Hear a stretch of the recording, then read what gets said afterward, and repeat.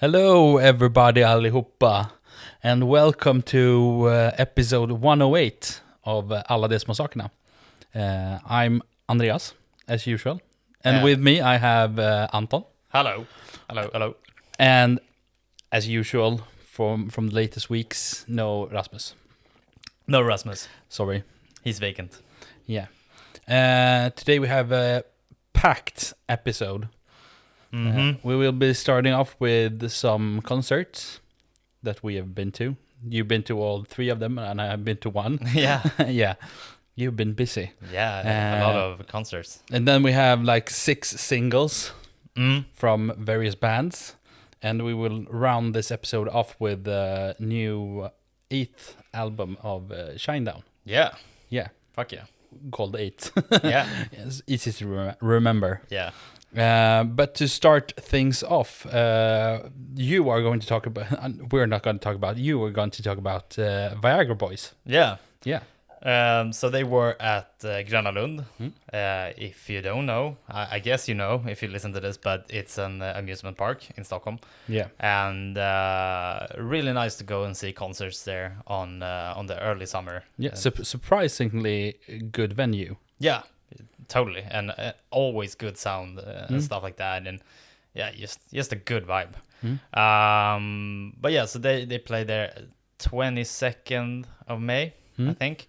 I was gonna say they opened their tour with that one, but I think it was probably like 2 weeks until next concert or something. But they're going to Europe and stuff, and yeah. I think they were doing Barcelona after that. But a really cool show. I mean, it's been a while since then, and we haven't really had time to do the podcast and stuff like that. Yeah. So just gonna try to keep it kind of short, but it was a really fun concert. They opened really strong and did a lot of funny stuff, but in a few times they actually kind of like went a bit too far with their like what should you call them, like their like gimmicks. Yeah. So they had different stuff, like they had this like awesome saxophone solo, which was really cool, and it was really funny because like to start it was like just probably like good, like a good solo, and then it just becomes like crappy, like purposely, which was really fun. But also like they did that for like, I don't know, at least like crappy for like 5 minutes and a total solo of like 7-8 minutes. So like when you hit that 5-minute point, you're going like, yeah, you have to cut it now. It's too much. I come to think of the time when, wasn't it Offspring that did the guitar solo thing? Oh yeah. That went on way too long. Yeah. Also at Gröna Lund. Yeah, exactly. Yeah. But it's not that good when you do that. And also like Sebastian Murphy, the singer, had this like super funny part also when he was just flipping out during the song Sports, I think it was. And he was just like, in the end of it, he was just like basically falling down and just like if he's like super drunk. I mean, he had a few beers obviously, but they obviously also play on it a lot, but so he just like fell on the stage and just was laying there and just screaming stuff like super randomly. It was like just screaming different sports stuff in Swedish, like what was he yelling? He was like, får man inte spela brännboll i det här landet längre? Like just being like a drunk ass bitch, just laying there, and and that one just got a bit dragged out. And also like I think they played like maximum like 1 hour and 15 minutes. With a few gimmicks too there. So it was relatively short. But really cool. If you compare this, the best band in the world according to themselves, to another best band in the world, the Hives, which one is better? Yeah. The Hives. I just had to ask. Yeah, but like I'm not surprised really, but at the same time I'm a bit surprised that that they were so good at like playing live. Yeah. Like that they are so talented, like instrumentally, and like Sebastian's voice, like so good that like there was no point where that was bad. So just basically a few points now and then when it was like a bit too dragged out. Yeah. Also felt like maybe a few songs, or at least maybe say like Uno Dos. From the latest album. Yeah, exactly. Which is a really great song, and if you listen to the episode before, I think you know that Rasmus really likes that track. Yeah. But like I was a bit surprised that it felt like that song it sounded a bit strange live. It didn't really feel like the studio track. So it just felt like a few of the points in the song, like some of the, I don't know what it's called actually, like that flute that is playing. It's like I'm thinking like some form of Indian flute or something like that, I can't recall the sound, but it's the pan flute. I'm unsure. Yeah. The Mio Min Mio, that song. Sorry. Sorry. Yeah. Didn't catch that one, but it's hard to. I don't remember the flute part in that song. Yeah. Fuck, I don't know. But yeah, it just felt like some parts of it just... You people that have Google, you can Google it. You can Google it. You know what he's talking about. Yeah, you can Google it. Yeah. But yeah, some parts just felt like it went away in the live version. And that felt like, it just didn't feel as powerful live. But a great concert. I obviously enjoyed like Bug Body. Pyramid of Health was also really cool live. So that was one of the greater tracks, I think. And wasn't the best one? I think so. I think Bug Body was really great. Yeah. And the one I really wanted to hear the most, I think. Besides You Need Me, but that didn't show up. Damn you. Damn you. But I'm feeling 7 out of 10 on the concert. I was having a good time, and it was fun, but it wasn't the Hives. No, it wasn't the Hives. Okay, but it was worth looking at them. So yeah, hell yeah! If you have it, so happy. If you have the chance, go check them out. Yeah, for sure. Yeah. And I'm definitely gonna go see them again if I can. So yeah, super fun band. Yeah. So let's move on to, I think, just from the beginning of the year to what we were looking forward to, the biggest night of this year. Yeah. And one of my absolute favorite bands ever, Linkin Park. One of the bands who got me to where I am musically. And I've waited and waited. Yeah. So we went to see them. Technically not together because we didn't see each other for the whole night. Yeah. I was a bit disappointed, but sure. You dissed me. But you went with your brother, right? Yeah. Och Melissa också. Yeah.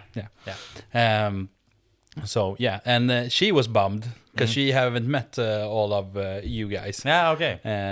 So she was like, "Oh, I'm going to see them." No, you don't. No, you don't.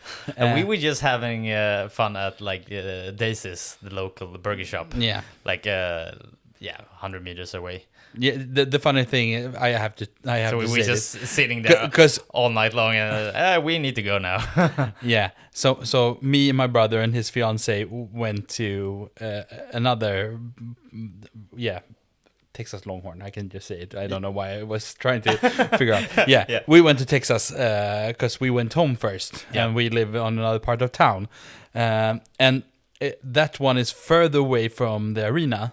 And I was texting to Anton, and I was like, "Yeah, we're going now, and we're going through the car." And he was like, "Yeah, we'll probably be moving on right about now." And we got there, and we parked our car and stood in the long ass line and went into the arena. and I was texting Anton, and I was like, "Where are you guys?" No answer for like 20 minutes. Yeah. And I was like, "Yeah, we're in the queue now." And I was like, "You were 100 meters away. Yeah. How the fuck Yep. can you be there right now?" Yeah. But sure. Yeah. And then we didn't see each other for the whole night. Oh. Well. I did though send a photo when I was in the kind of the pit that we were both standing in. Yeah. But that was also we're probably coming to that, like the whole like arrangement from the arena. So continue. So you were standing like 50 meters behind me. Yeah. Sort of. Yeah. And Alex var ju också där. Yeah. Sorry about the Swinglish, but sorry. Alex was there. Yeah. And he was in the frontmost pit. And he was actually not there for Linkin Park. He was like, sure, I can see them. For the opening? Yeah. What? The absolutely asinine hip-hop group. Yeah. I don't know if you saw any of that. No. I barely saw Linkin Park. Yeah, they sucked ass. Yeah. Because we came in when they had played like 2 or 3 songs. Because I listened to the first 2 openers. I was like, this is not my thing. So I will not hurry to get there. And when we got there, it was like they played 2 or 3 songs. I don't even remember what their name was. Fuck it. Yeah. And they were so bad. So bad. Really bad. And when I talked to Alex, it's my other brother. Yeah. For the people who don't know. He was up in flames. And he was, it was awesome. And they were great. And I was like, did we see the same thing? Because he obviously went for them. So he likes them. He likes them a lot. And he thought that they were perfect. Okay. And from where we were standing, me, Oscar, and Melissa, nope, they were not. Nope. It was really bad. I'm not even joking. It was really bad. So I don't know what. Obviously, you're not a big fan of like rap or hip hop. Yeah, but generally, but it was bad for being hip hop. Yeah, exactly. So you're not just saying that because you don't like it. I mean, just like they were actually trash. I like some hip hop, not so much, but this is not what I like. So no. But then let's get to the main attraction, which was Linkin Park. And first off, I liked the part that it was at Tre Arena in Stockholm. And the part where they had moved out the security.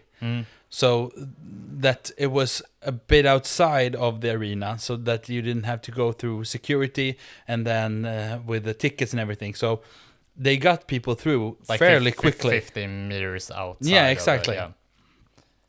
So that was one thing I thought was pretty genius, actually. Because it's actually pretty good. I remember that they did that on like Iron Maiden too, at least, and they obviously do it at those concerts. Yeah, probably. But yeah, that's actually pretty good. But I did forget about it when we were going there. I was right, there's the security. And they got people through pretty quickly. And I saw people were like, yeah, you can come over here, and this line is shorter, and they got people through the security pretty fast. Yeah. So thumbs up for that. That part was good. Yeah, and when you got in to show your ticket, it wasn't bad, but it wasn't. The thing was, they had sectioned off the floor, which we were standing on. It was like, I think it was 6 parts.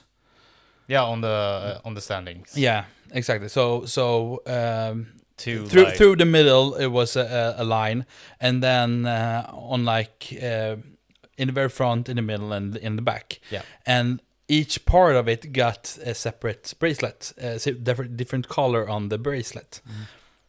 And we almost missed that part when we got our wristbands. So it was by Melissa actually walked past the girl who was handing them out. Right. And I was like, yeah, is this one for the floor? She was like, yeah. And she didn't look at my ticket. Oh, right. And you could walk past her to get to the merch stand. Yeah. So I don't know how many people got one of them who hadn't paid for it, I don't care, but you know, still. why have it if you can pass it through? Yeah. And so that was a bit weird.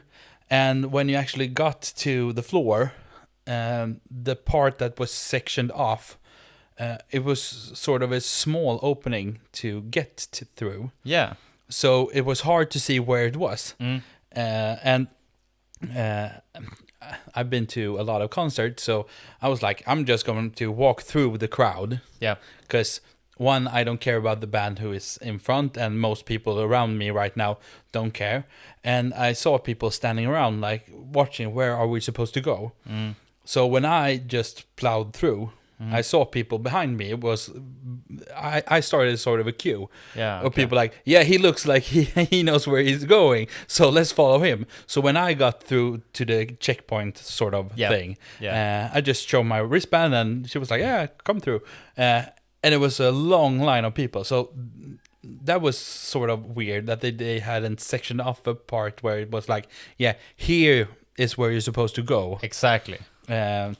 So at first we were like, is this the part where we're supposed to be standing? And I was like, no, this is too far away from the actual stage sort of thing. And then we saw the next one where we didn't come to because we were on the second part.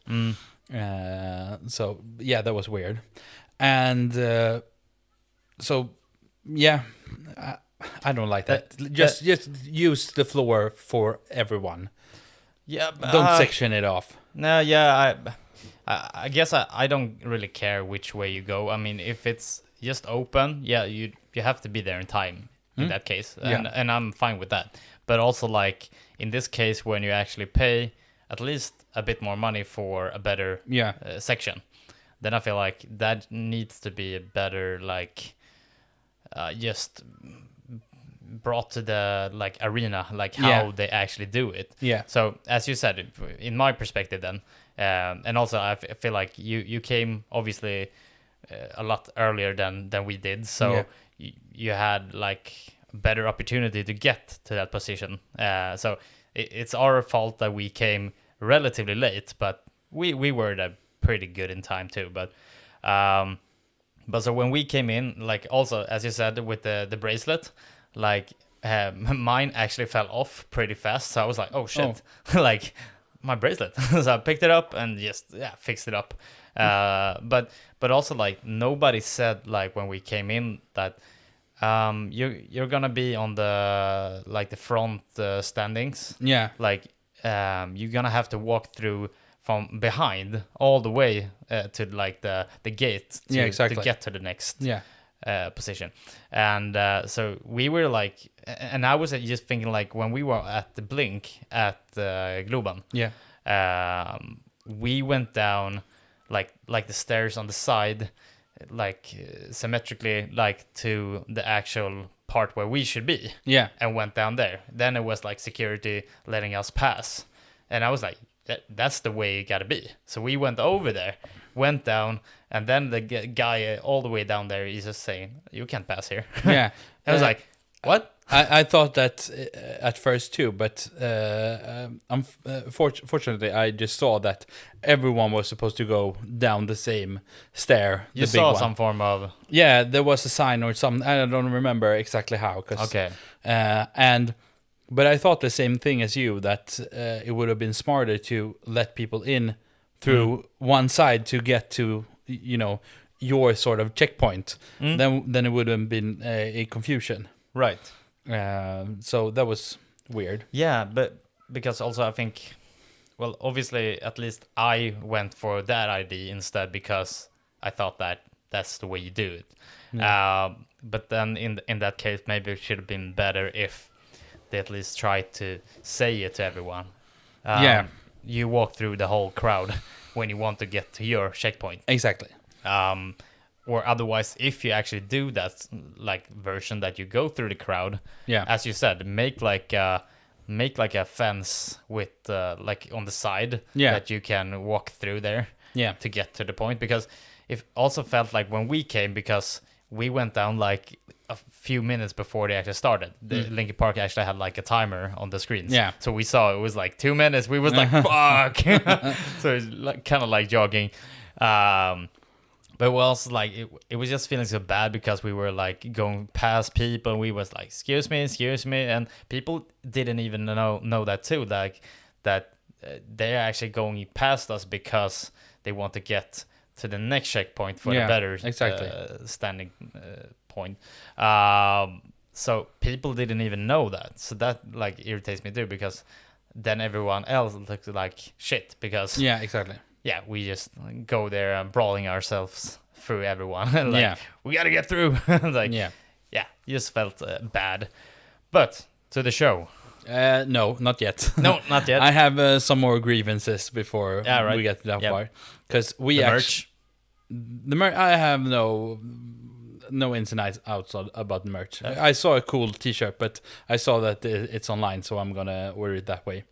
Oscar also liked it, so we're gonna. I think I bought a shirt. I think it was nice, and I think the shirts were decent generally, but definitely a bit disappointed. I think they were very like standard, almost like it's harsh to say like Kiss merch. Yeah, you know what I mean. I get it, when I say that, but it felt like, well, I mean, I want something more like creatively good from Linkin Park. I want something cool. Yeah, and it was like just Linkin Park or like the logo from the latest album. Yeah, I was like, that's a bit easy, like to just put it there and be happy with it. Yeah, but so we. As I said, we got before when the second band has started playing, and we stood quite a way away because I didn't think it was that far from the stage that we had purchased ticket. Had I known, I would have purchased the most expensive and been in the front row. Yeah. But what can you do from a map on the internet? Yeah.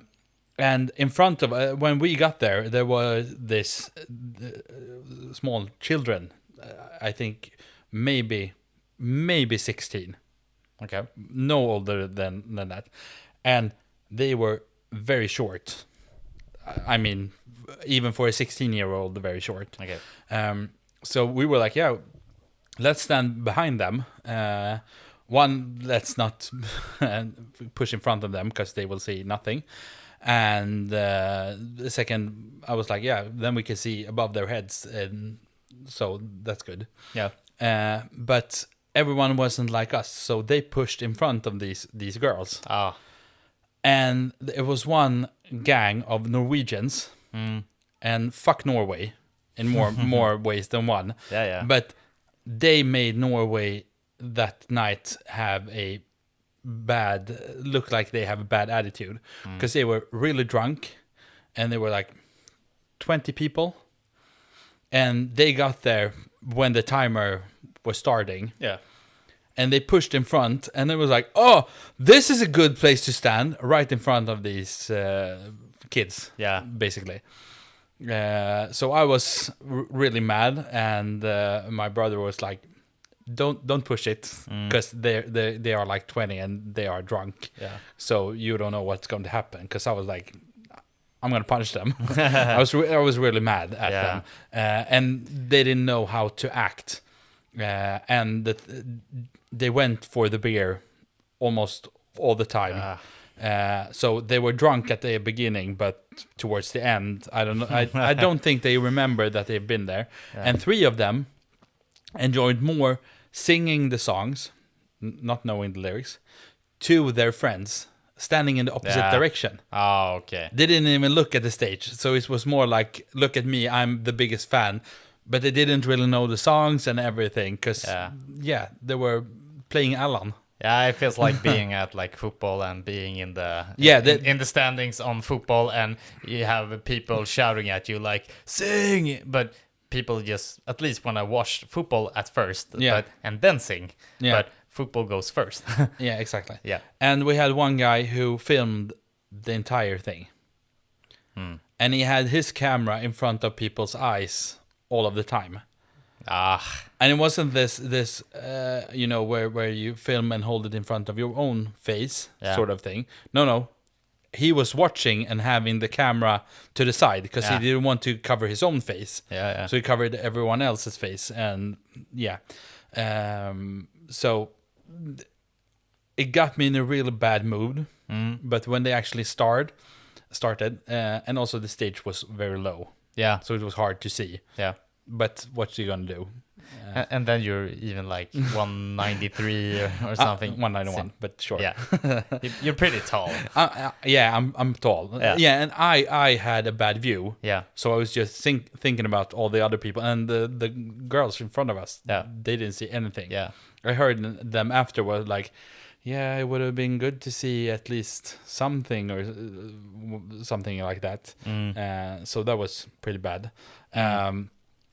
So yeah, really weird. But what I will say is the performance from the band was great. Everything else about it was bad. So yeah. But to the actual performance, holy fucking shit, they're good. They were on point. Emily was on point. Mike was on point, and they played. You could see that they do enjoy it so much. They had so much fun on stage, and it shone through immensely. Because damn, they had fun, and it was a ride. And they played so many sort of B-sides and things I didn't expect. So the Where'd You Go? I was not expecting that. And when they started, Oscar looked at me like, This is Fort Minor. And I was like, I didn't expect it. And he was like, damn. And he had his fiancée isn't the biggest fan. She wanted to go, but so he had drilled her and like, you can't listen to anything except Linkin Park for the 2 weeks before or something.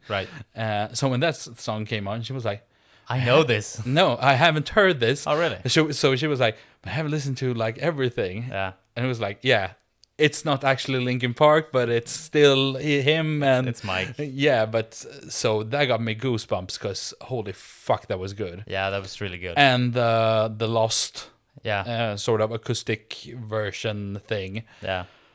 Damn. They did also the other the other Fort Minor track. What's it called?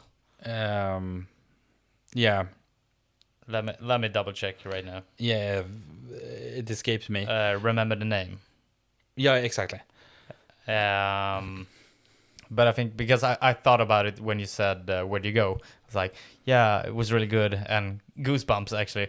But they did it in a weird way. But it wasn't actually that one. It was actually Remember the Name. And with that one, they kind of like skipped the real beat of it. But it was still cool. And that one, I think that was one when they threw in another song. I don't remember right now. Skipped it like mid. They mashed it up together, sort of thing. Yeah. And also I liked the part where they did the sort of JC intro thing to Numb. Exactly. Numb and Core. So you get the sort of first 30 seconds of Numb Encore and then into just regular Numb. And so that was awesome. And also when they did the what's it called? The song from when they were called Zero. Right. I think it was right around the part when he did Remember the Name. It was sort of in that area. Maybe it was. I can't remember what it's called, but that track. That track. So and they played a lot of songs. Because I had my wish list, and I was like, I hope they play this one, and I hope they play this one, and they played almost everyone. It was far down the list that didn't make it, sort of. And the funny thing that Melissa, her favorite song is Bleed Out. And in the car when we were going there, we listened to Linkin Park, of course. And Oscar and me was like, Yeah, maybe not. I don't think so. I don't think they will play this one. And when they started, she was like, "Oh my god, they played it!" Did you say it because like to make you nervous, or did you actually? No, think I didn't expect I didn't know that really? because I haven't checked a set list for them Yeah, the past me neither. But year or something, yeah. so I didn't expect it at all. But yeah, I can, because it's sort of one of those Chester songs. Yeah. I guess maybe that's why they skipped like Giving Up, because that was one of the tracks I also thought like, well, it isn't necessarily a track they have to play, but I think it's still big enough and have its own life in its way that they should play it. But that's the Chester, like the long scream. Yeah, exactly. The so 17-second scream. Yeah, exactly. So maybe that's why they skipped that one. But yeah, as I said, the range of song and from the new album, when you were when we saw Offspring, and you were like, they played like 3 songs from the latest album, and it was this album cycle, and maximum 3 songs that night with Offspring. This one, they said, we made a new album. This is the songs from this album. Hell yeah! I don't know if it was 5 or 6 songs or something. Yeah, something like that. Yeah, and even that, like a song like Overflow came on, which I think you agree with me that it was probably the worst song on the album. Yeah, because it was the most like abstract track. On the album, it just didn't feel like it should be there. If you say it like that, I wouldn't to go that far, but I can get behind on the worst one on the album. But yeah, don't you feel? Like it felt like that one was so much more like fusion with like rap and just stuff like that. I know that I was skeptical about it in the beginning, but no, I actually love it. So okay, I'm still not a big fan of it, but that's one part I think it was really cool. I love the drums. Yeah, okay. Sort of. Yeah, I buy that. That sort of. But but that was a cool part too, because I think many of the tracks that I didn't expect or that I even like Overflow, like they were still so good. Like I was so surprised that it hits so good live. And like with saying like I don't like it, it's not a favorite. Like I don't want to listen to it, but it's still like when it comes to Linkin Park, it's not bad because it's not the best. No. But also like I'm checking the set list here, and it was like Lies, Greed, Misery was one track that I didn't see that one coming. As you said, Andreas, like there were maybe not a lot of deep cuts, but there were deep cuts where you were like, what the hell? And that was one too. I was like, this is a great song. I was even like, when I was standing there, like, which track is this? Because it is really good, but it's not one that should be played. Like, this is a deep cut. And not necessarily maybe the best tracks on the evening, but I still feel like those were maybe one of the better tracks, because I was really so surprised that some of them was played. So really, really, really cool. Yeah. Are you checking the set list? Yeah. Yeah. There's a lot of songs there. Yeah, I didn't actually. It's 28 songs. Yeah, it's crazy. So, of course, the Emptiness Machine intro, because they started with it, and yes, I was so happy just to be there, to see them live and to see Emily play live, and that song that it's so fucking awesome. Right. So just to start that way, and it was like, I can go home now. Even though it's not my favorite Linkin Park song, I could have been done with just that one. Yeah, I agree. It's one of my favorites. It just feels heavy, and it's personally just a big favorite. Really feels like for me it kind of just it becomes my song in my world. Like when I'm really like deep down in Linkin Park, just in that era when it came. And also I just have to say in the end, it's their biggest song and everything, and I actually started crying. I didn't think I would get emotional, but there it came. But the tears were streaming. The things when I was like, yeah, it's awesome, and then you started to think about Chester and all of that thing, and then they started in the end, and I was like, is this tears? Damn it! Where are they coming shit from? In my eyes. And my brother's fiance said when we went, she was like, yeah, you were sort of not you seemed sort of emotional or something. She said. I was like, yeah, I sort of crying, and she was like, I didn't see that. No, I wiped it away, but I was standing there crying. Can you cry? Yes, I do. I'm actually it's easy for me to cry. I cry a lot. Yeah. I don't look it, but I cry a lot. Exactly. I'm very emotional. Exactly. I don't even try to hide it, but exactly. Yeah, and I didn't think that it would get to that point, because it's just a song. Yeah. But fuck, it's not. Yeah. And it's not even my favorite song. It's the one that got me into Linkin Park for sure, and everything. But it was the whole thing with all of the people singing and all of that. That was really, really cool. And that's also like a moment I felt like with you saying like how the band is so like into playing and everything. In the same way, like they filming like Mike at that point, and everyone is just singing and he's just playing. It just feels like it's so tough to play this one or something like that. He just looked so like bittersweet in that moment. He was like he was gonna cry and everything, and just felt like he was somewhere else also at the same time as he was just enjoying that everybody is just loving this track and singing along. Yeah. So I know it's kind of hard, but can you pick one song? I think maybe. No, I was gonna say Emptiness Machine, but that and Faint. That was also like a huge song to hear for me. Yeah. You? Breaking the Habit. Okay. Because that was one I absolutely didn't expect to hear. Yeah. And it's one of those songs, that's one of my favorites, have been since the album came out in was it 2004, I think? Yeah. Meteora.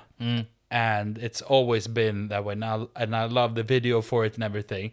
And as I said, I didn't expect it to hear it, but that went out the window because, as we said, they played a lot of songs that I didn't expect. So when they started, I think it was Mr. Hahn played, sort of, that intro. and you could hear that it was sort of sounds from the songs that he mixed in, and I was like, holy crap, here it comes. Yeah. They're gonna play it and they're gonna sing it, and holy fuck, and then they started, and just to have that sort of when the music stops and they just keep singing, sort of,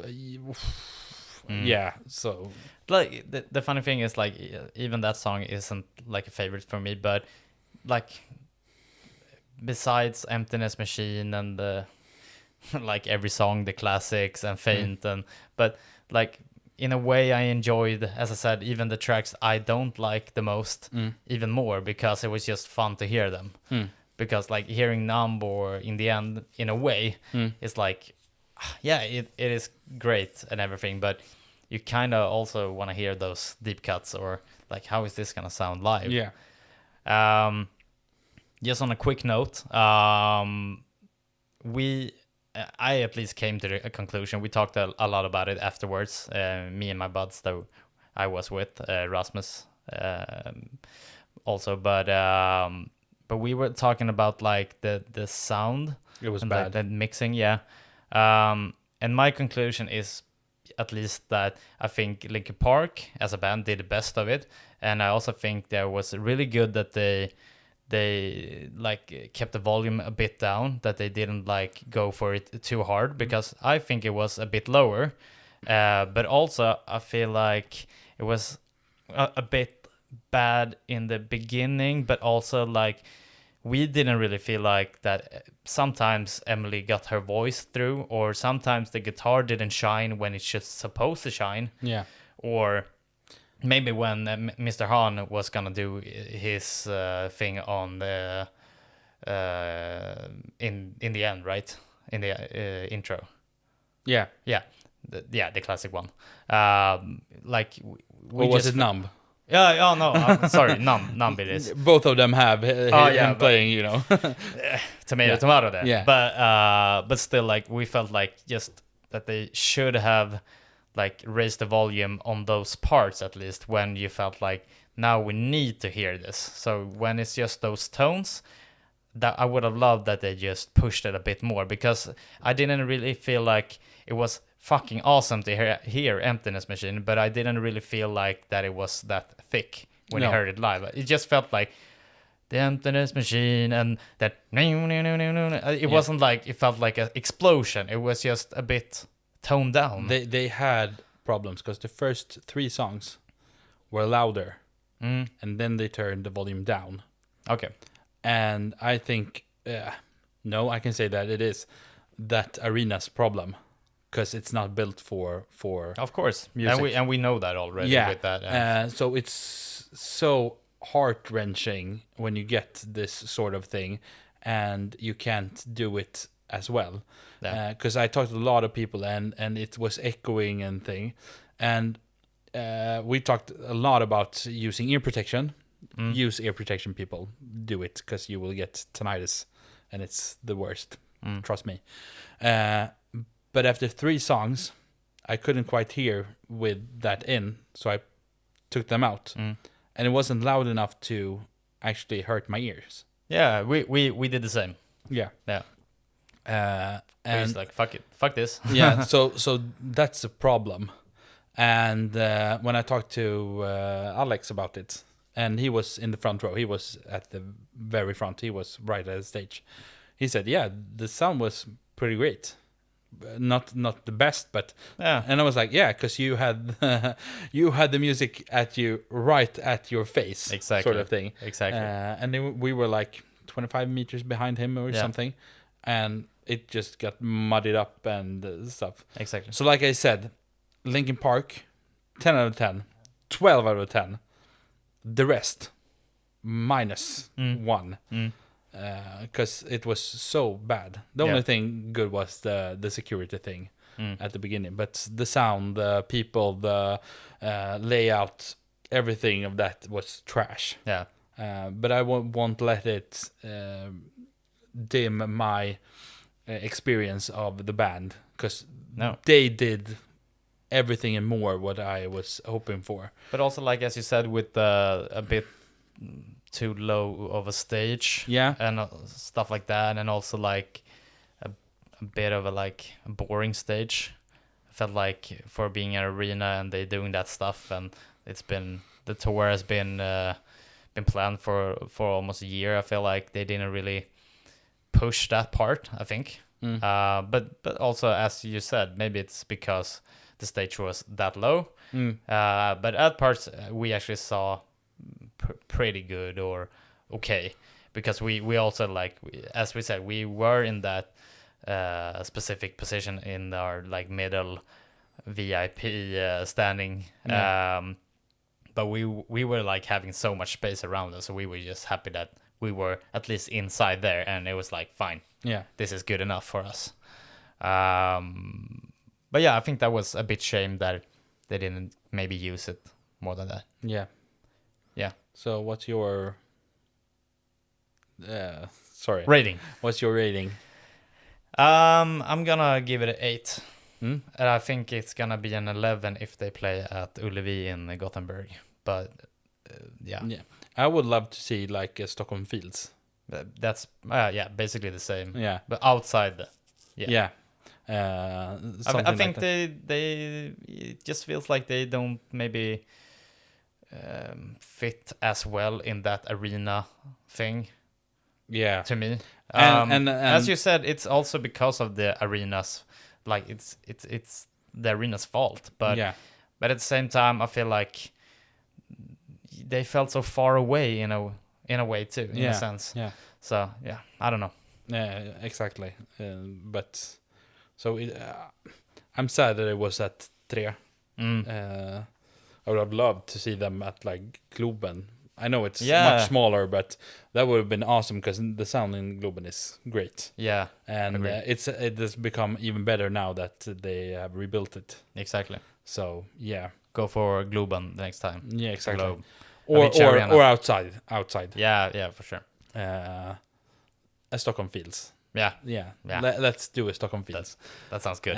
Yeah, so let's move on to the thing that you went to just the other day. Yeah, In the basement. No, sorry, it is basement. it is basement. At Kollektivet Livet. Yeah. Yeah. So actually pretty late on it, but I knew or we posted about that basement is coming to Kollektivet Livet, and me and Philip, who's been on the podcast, was actually going there, and he actually didn't hear them before like the weekend.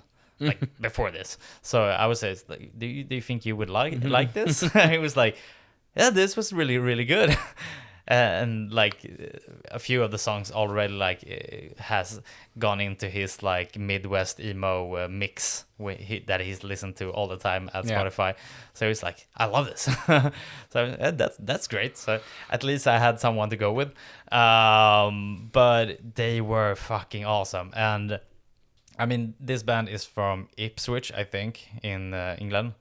And they had like their breakthrough album back in 2012. But also I think, I could be totally wrong here, but I think like their biggest track, COVID, became bigger through like TikTok or something like that.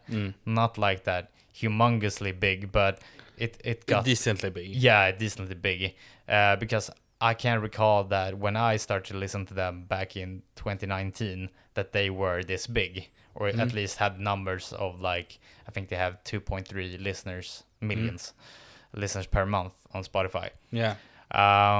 So I jumped on the track Are You The One when it came, and I was like so hooked on them back then.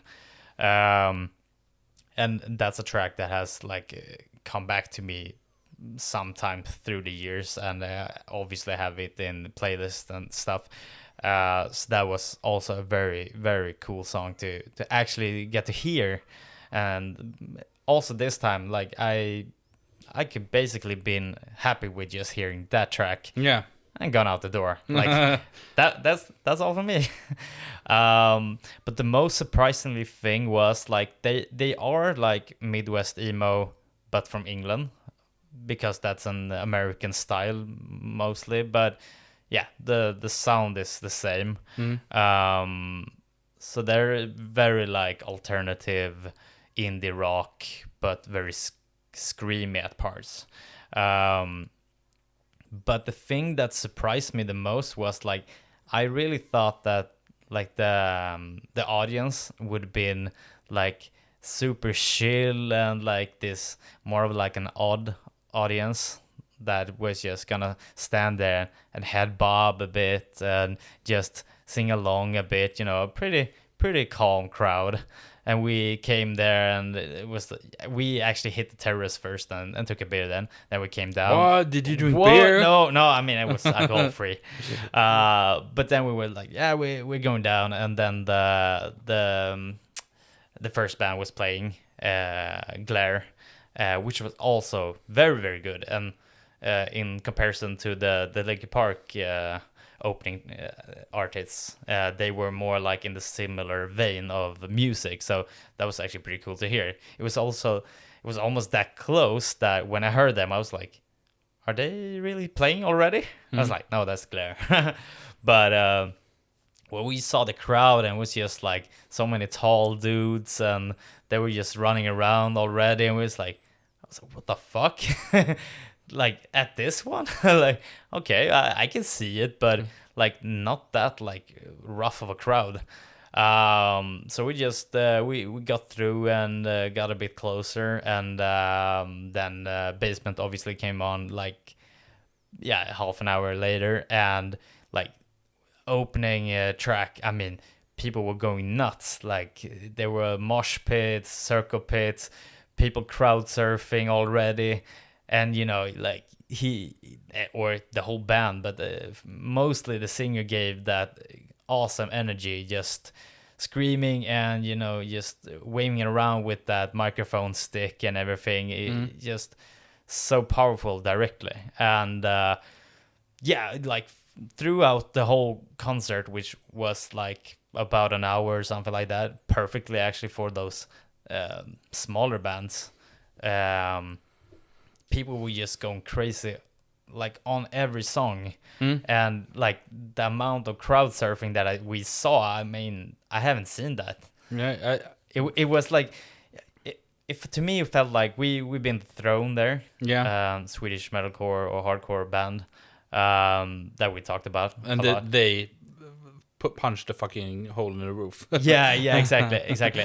And yeah, maybe it wasn't as intense, but to me, at least at the moment, I felt like, well, this is like at least the same. Maybe it wasn't like too violent. Because Throne was more violent. It was more like, it felt like it was knuckles and there was people bleeding. I think people was a bit nicer here, but still, and more cheerful and stuff like that. But still, people was just throwing around.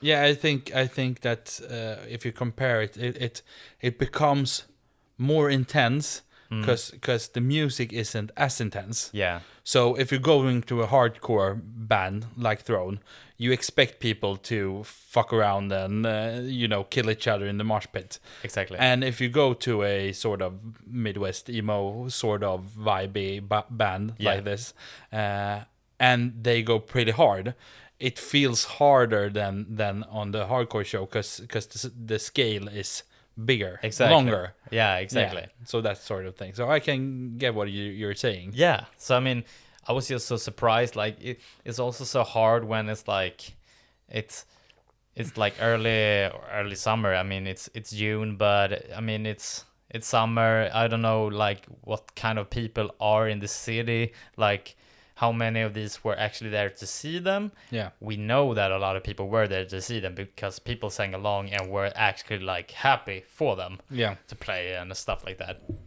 But, it was like also in that kind of sense you were thinking like, are they here just to fuck around? Yeah.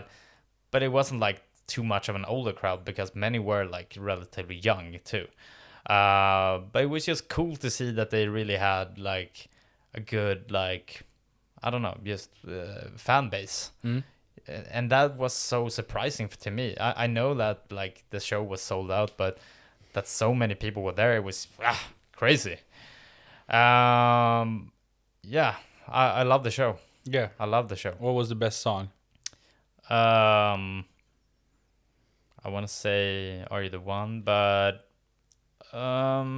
maybe Hole was really cool because that's really heavy and it has a really heavy breakdown, which was cool to the situation with the crowd. But as I said, like so many like crowd surfers, and just to get that feeling as you sometimes like watch Instagram or something like that, and you just see those like British shows or American shows where like people run up on turnstile speed or whatever, and people just jumping off the stage. Yeah, that was that, and you're not used to that in Sweden. No, so because usually the guards are really strict and we're like, no, exactly, no crowd surfing. Yeah, exactly. So and it was just so nice to see that because they didn't care either because they obviously used it, but yeah, to get the chance to see a concert like that, it was really awesome. What would you rate them? 10. Yeah, awesome. I actually like, because I was blown away. It was a really good show. So yeah, if you're into indie rock or something like that, I think they will be cool enough to see. Yeah, they could be a bit harder, at least live, than they're on the albums. Yeah. So from a good band to a good recommendation, maybe. Yeah. Do you have one? Yeah, I do. I have Wish from their first album. Is the band called Wish? No, sorry. I was just jumping straight from Basement to Basement, but it's Basement, and it's the last song on the album, Call Me in Kindness. Yeah, because I thought "Wish" is a song from Nine Inch Nails. Oh, right. And I know that you don't listen to them as much, and I was like, really? When did you listen to this? Yeah, it's a good song, but I wouldn't expect that. No, so. no. So Basement "Wish." Yeah, Basement Wish. Really cool song to end the album with. As I said, the 2012 album, and it has like a super cool breakdown ending that I've been so hooked on since I've listened to them like the past week. So Wish from Basement. Yeah. You. And I can take a song that I wasn't expecting me to say because we talked about it just before the show started. So Sthlm und Drang is the band with Hammer to Fall. It's a great song. It's up tempo, and yeah, they're from Germany. So I know that you waited for me to give you a tip about a German band, but yeah, Sthlm und Drang. I'm intrigued. Yeah, I'm intrigued. It's one of those songs that can just pop up in my head. I hear it sort of. Yeah. I have 4 or 5 of those that comes and goes. Could they be signed to Napalm then? Maybe we can get some information from them on something. Yeah, I don't know if they still play actually, but really? Sure. Yeah, the song is really old. So. Oh, okay. But sure. Yeah. But let's move on to the first single of the evening. Eye of the Storm with Five Finger Death Punch. Yeah. From their upcoming 10th album. Yeah, I think it is. 10. Yeah. They've released so many. I don't remember how many it's been. Yeah, so they've been sort of quiet. They have been touring and stuff and playing, but they haven't released new music for quite some time. And sort of from nowhere, they were like, yeah, we're working on stuff, and the new single will be coming in 2 weeks. And here it is, Eye of the Storm. And this is a sort of the new version of Five Finger Death Punch. They have like 3 versions of themselves. And I would say this is sort of between the second and third part of their sound. Because the first 2 albums were like screamy. And the upcoming 2, maybe 3 albums. 3 albums it is, yeah.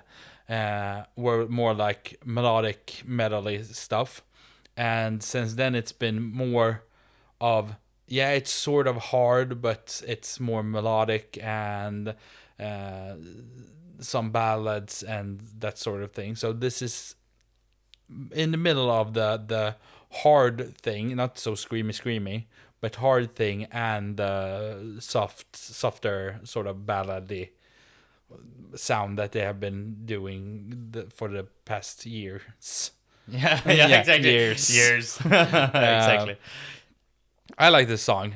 It's one of the best songs, I think, because the latest album wasn't really my thing. The one before had some bangers. Yeah, you were pretty disappointed about the last one. Yeah, and this one I got behind pretty quickly. Yeah, so I changed up. And yeah, so I like when Five Finger Death Punch is in this sort of, it's hard, but it's not super hard. And I've always liked Ivan's singing, and yeah. So more of it that I'm happy that they are making new music and they keep it, because they have lost half of their members from the sort of golden age era. So now it's just 3 of the members who are like surviving from the past. The drummer is OG, right? No. Nope. So the OG drummer, Jeremy Spencer, he was the one who started it together with Sultan Bathory, the bass player. Yeah. And he got a back injury, sort of thing. Right. And he was, I know it wasn't the latest album, and I think even the one before it, he wasn't on.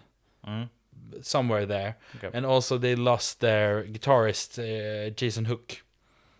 Right. He's a really cool guy, and I've seen he has made a documentary about. It's called Hired Gun. I can recommend that movie. It's about when musicians are hired guns, when they come in and just play a thing, and in the studio or just a touring member, they aren't part of the band, but there are so many great people who play music that way, and he interviews them and goes through what's he was the guitarist for Hillary Duff. Oh, okay. That's where he started. That's fun. Yeah, That's strange. and so he isn't in the band anymore. I have to think. I don't know if it's anymore, but yeah, even Ivan isn't even the original singer. So Jeremy Spencer was the singer from the beginning. Yeah, right. Yeah. Seems to forget about it. But he's on all the albums, so yeah, he has been the singer. But yeah, so they changed that through the last years, and I think the new guys, I don't actually know their names, but they have come together and actually now they're a part of the band, and you can hear that they're doing sort of their own thing. So you don't have the Jeremy Spencer sort of playing on drums. He's everywhere, sort of thing. He plays everywhere on drums, and this guy is more composed and that sort of thing. Yeah. And Jason Hook. He loves the sort of what was I supposed to say? Sorry. Forget about it. So this guy isn't quite the same, but it sounds like Five Finger Death Punch. And it starts with this sort of slow part with Ivan just singing, and it's just some faded music in the back, and then the song starts, and that's classic Five Finger Death Punch. So I like this song a lot. Yeah. What do you think I'm gonna say? That you don't like it. Well, you're wrong. Oh, because I do like this, and I'm not a specific hater on Five Finger Death Punch. So, but I probably agree with you a lot that the latest album wasn't good. I think F8 had a few tracks that were good, and kind of like as you said, it feels like this track is somewhere around at least that era in the vein of the sound. But I just love with this track that it feels like Five Finger Death Punch to me. When I hear this, I just oh damn, that's some good as Five Finger Death Punch again. Because Ivan's vocals is so like, I don't know, it's so special and so nice in this one. And as you said, I like the opening with the easy vocals, just opening with the Father Please Forgive Us vocals with the fading music, and then it just hits off, and it just continues in a pretty basic way. I mean, the chorus is pretty much as the intro, but with more power. Yeah. But yeah, what can I say more? I think also like I like the what is it, like the whispering kind of like backing vocals that is showing up now and then, and a bit of ha-has, just like a crazy Joker, ha-ha, Yeah. something like that. Yeah. Just a bit deranged, like in that way. That's cool. But yeah, the song is pretty safe, but I just love that it actually just sounds like it's a Five Finger Death Punch song. Yeah.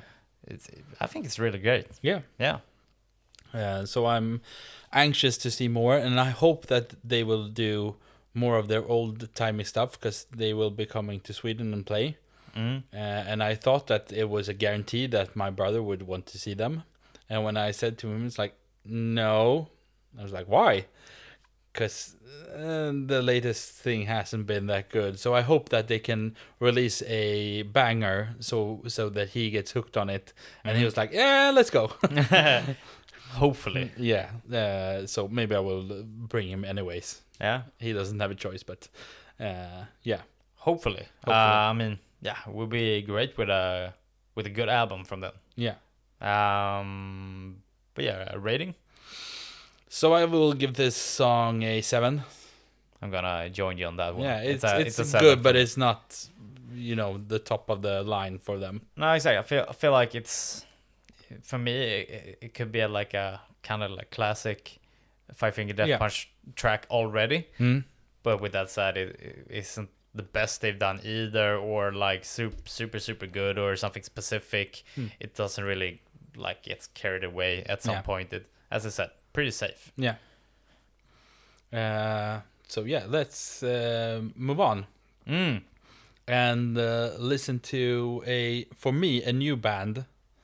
I haven't heard about this band before, and I think that not many people have done so either. So we're gonna listen to a snippet of it here.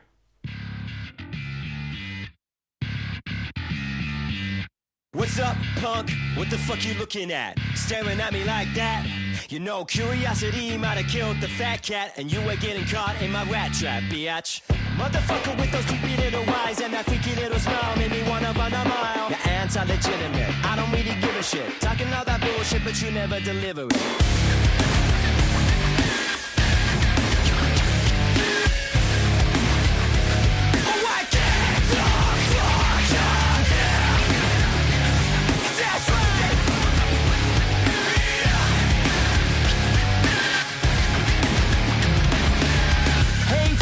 Triggering the shit out of me. You got my demons in the closet and giving them a party with the free champagne and the bitchy complaints always saying my name. Hey pal, you are triggering the shit out of me, making me a little weird. Ain't it strange when you get into my head like that? Made me wanna react to the fact that you're saying crap. Fucked up little part of me, always in disguise, never lies, criticize, always right. Fucked up little part of me, begging for attention, feeding me a little apathetic intervention. Fucked up little part of me, always spitting lies on the inside, always spitting lies. Fucked up little part of me, made me wanna run away and die tonight. You know you're anti-legitimate, I don't really give a shit. Talking all that bullshit, but you never deliver it. Freak show with the crooked lies and a fucked up tone tonight. And if you can't take the heat, then get out of the kitchen. Always fucking bitching, never fucking listen. Freak show with the crooked lies and a fucked up tone tonight. Beyond came to, why don't you listen? I know that you're hiding in the dark. 'Cause you are so welcome. Come tell me your story. Maybe we figure out the place.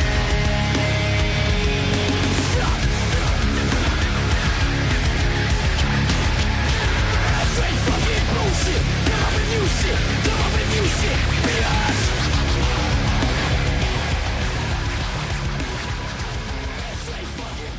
Profiler, Shadow. Yeah, I was coming to that. Yeah. Okay. But yeah, Profiler Shadow is the song that you just heard. Yeah. Yeah. Okay. Yeah. Yeah. Let's move on.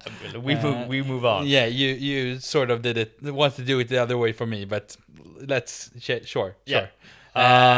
Shadow from the band Profiler. Yeah.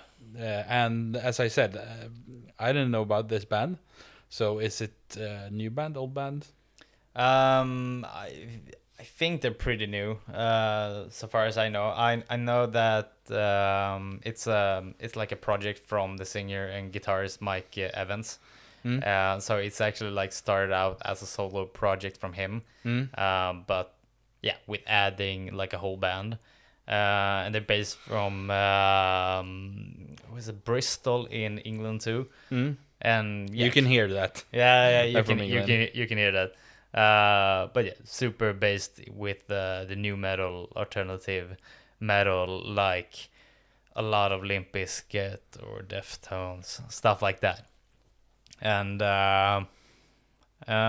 with this track, I feel like I think it was really cool to see them, and I love that just this old school new metal like the 2000s is really coming back, and you can maybe sometimes feel like maybe they're like trying to do the same thing and stuff like that. But maybe in this case too. But I feel like it's more fun that this actually just coming back and smaller bands are actually just doing this shit, and it's so much fun.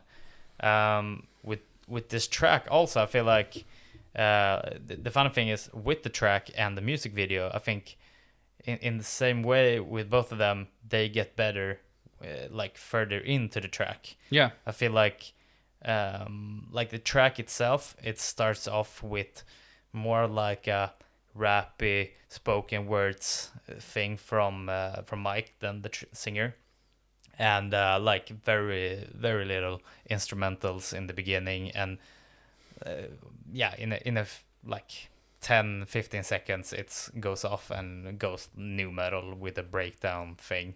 Yeah. And I think just further you go, like as I said with the track, just it gets better.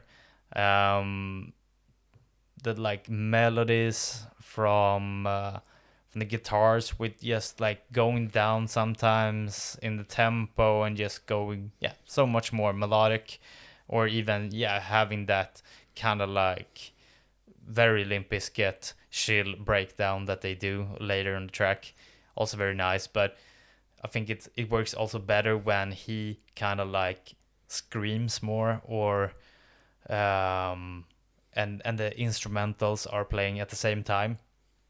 And I think I like his way of having his vocals, because I like when it's very clean and just, I don't know, just not that hard or whatever. But at the same time, in the beginning, it's I think, to be honest, it's a bit like almost cringe.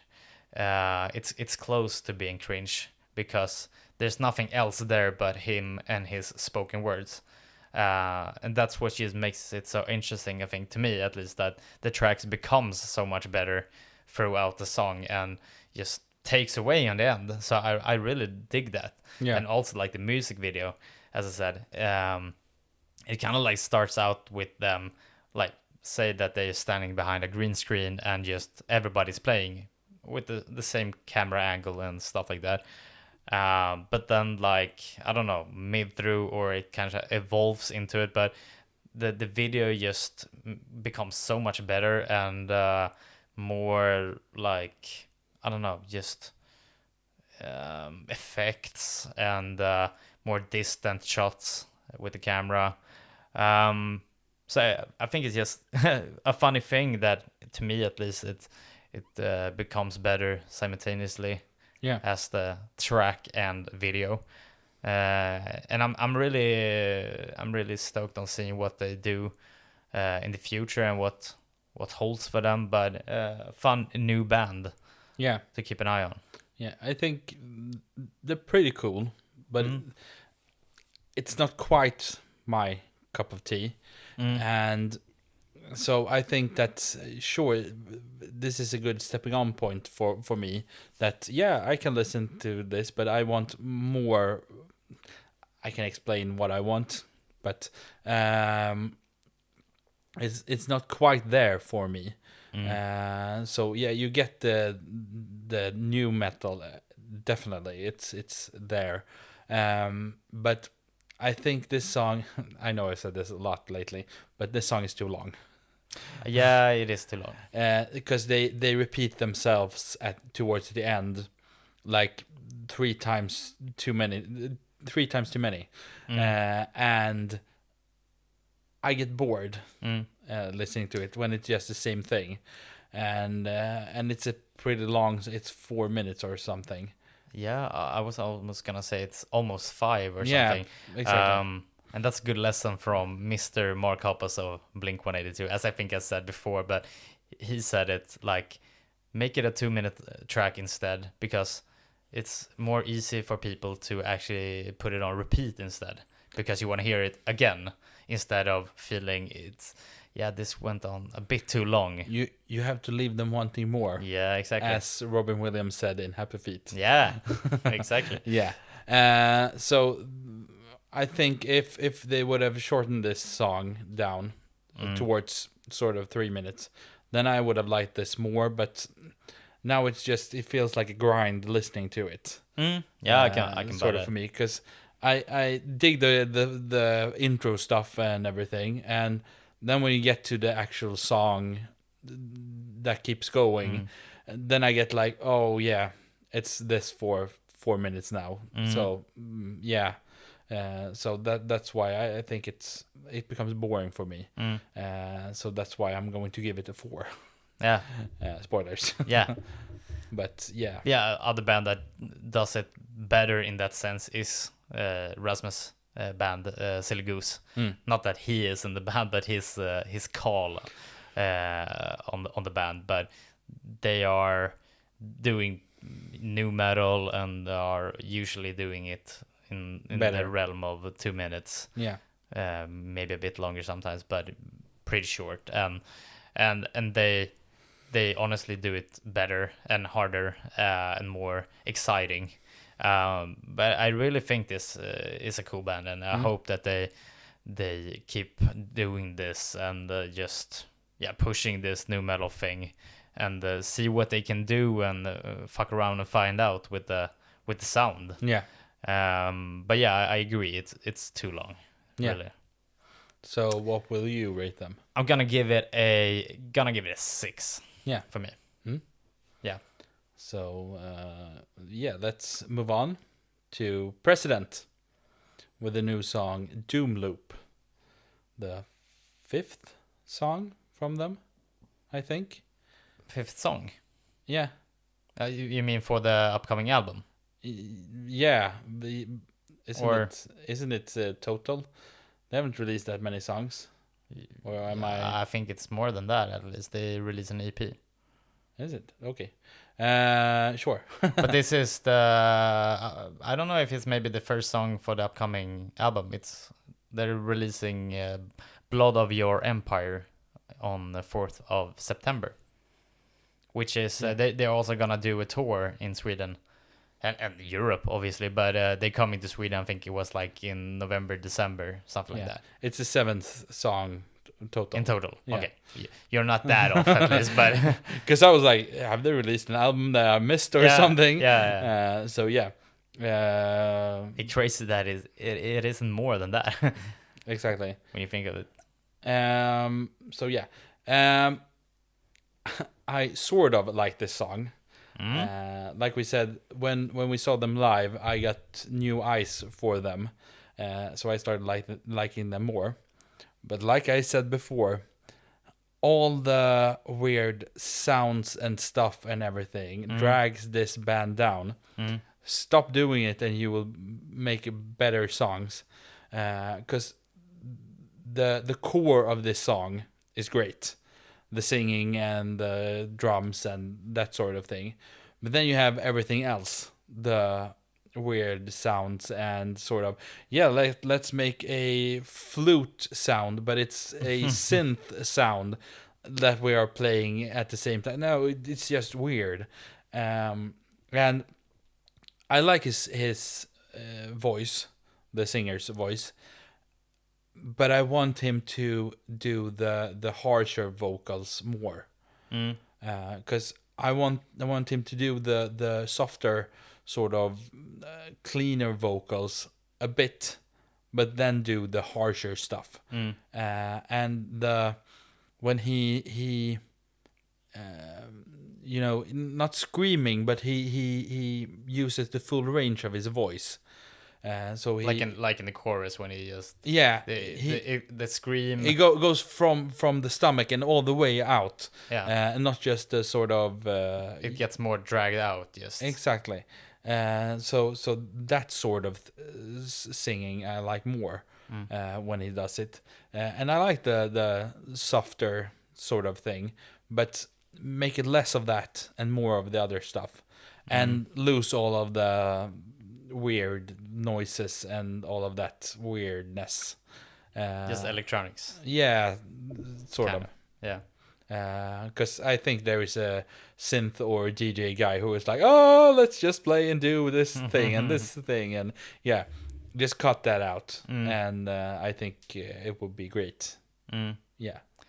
Yeah, I don't think I have a problem with electronics generally, because I think other tracks that they have released are very good, that they use a lot of electronics. So I mean, to me, I don't think I don't think it's a problem. But I don't know. As you said, Andreas, I think I also kind of like this song, but at the same time, I really don't see anything special with it.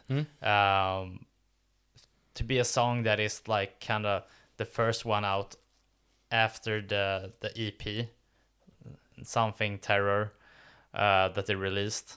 I feel like it doesn't do that much to me. I'm not a super big fan of those vocals in the chorus either. I mean, I like the screaming and I like the band in general, so I'm not gonna be like this sucks or I don't like this. But I don't know, just something about this track that is just, I don't think it's that good. I mean, it's just it feels too much of like a bad sleep token track, something like that. Electronics and yeah, maybe too much in this track, but and I really like. I think the best part of this track is actually the breakdown, because when it comes back, yeah, okay, maybe I have to say that the electronics is a bit problematic here, but when it comes back from the breakdown, I guess, that was good. Go that way instead. I don't like this. But I still feel also like that I could enjoy listening to this, or it's melodic and stuff like that. Yeah. So I definitely enjoy it at the same time, but almost like irritated that I don't think this is a super good track from them. Yeah. It's just, yeah, it's not an easy song, or as with Five Finger Death Punch, when it's like, well, they did a very simple song for them. And maybe this is a simple song for President, but I mean, the electronics is very strange and stuff like that, so it isn't just super, super basic, but at the same fucking time, it feels like it's nothing special going on here. But yeah, I think I just don't find anything special about the vocals throughout the song. Yeah. Besides the screaming also in the big break. So yeah, it works, but a bit disappointed. Yeah. So what will you give them? 6. I will give them a 7. Yeah. Yeah. I think this is the second best song they've made. Oh shit. Oh shit. I didn't think you were gonna say that actually. Yeah, because when I thought about it just now, I was like, did I like any more songs? No, I think this is the second best song. Yeah. Yeah.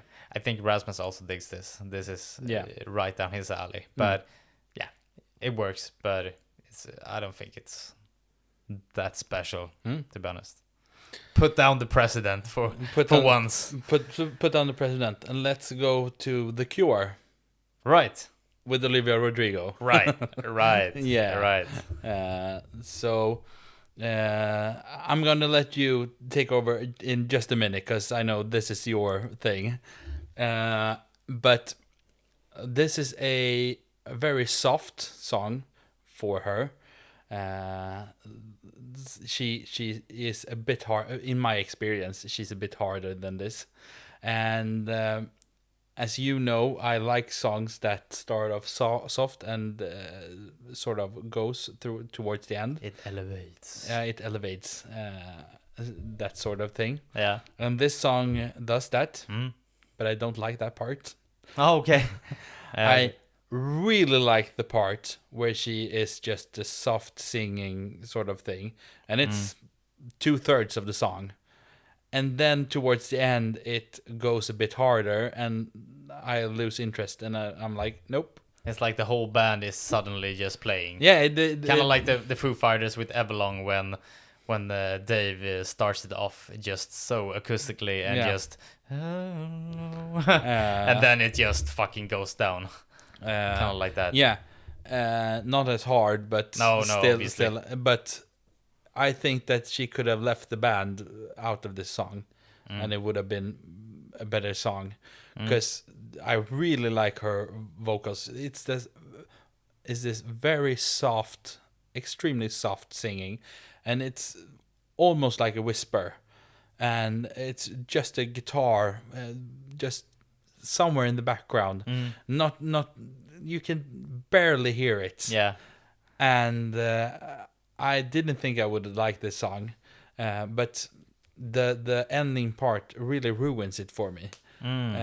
So I think I'm not going to give it a rating now, but when I do, I would have given it a lot higher if it weren't for that last part, because I don't care for the instruments and the way she starts singing in towards the end. Okay. But I really love the first part. So take it away. No, I mean, yeah, she done a lot of slow songs. So I mean, I understand that you.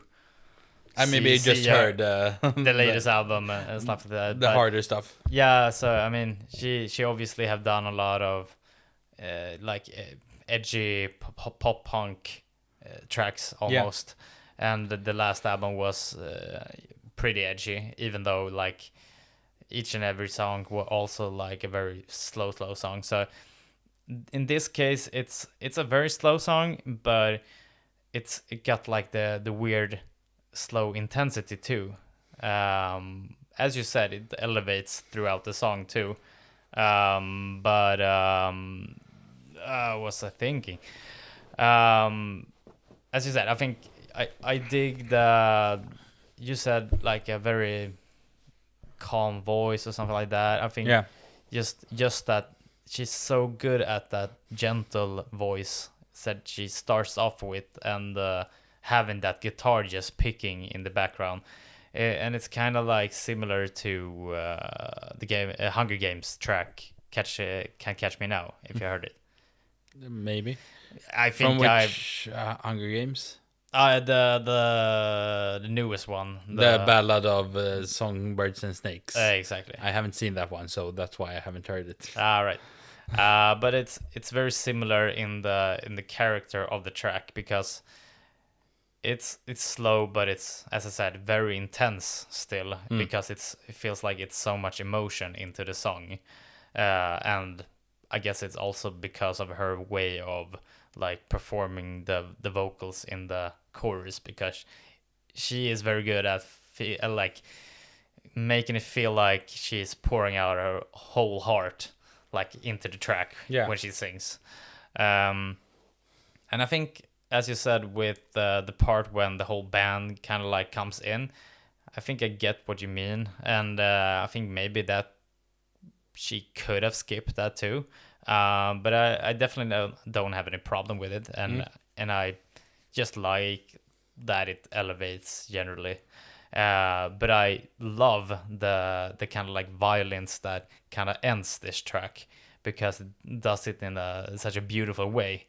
Just send this track off.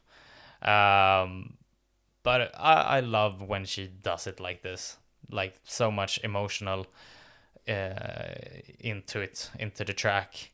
But like she dropped, this is the second track for the upcoming album, which is dropping in like a week. So very soon.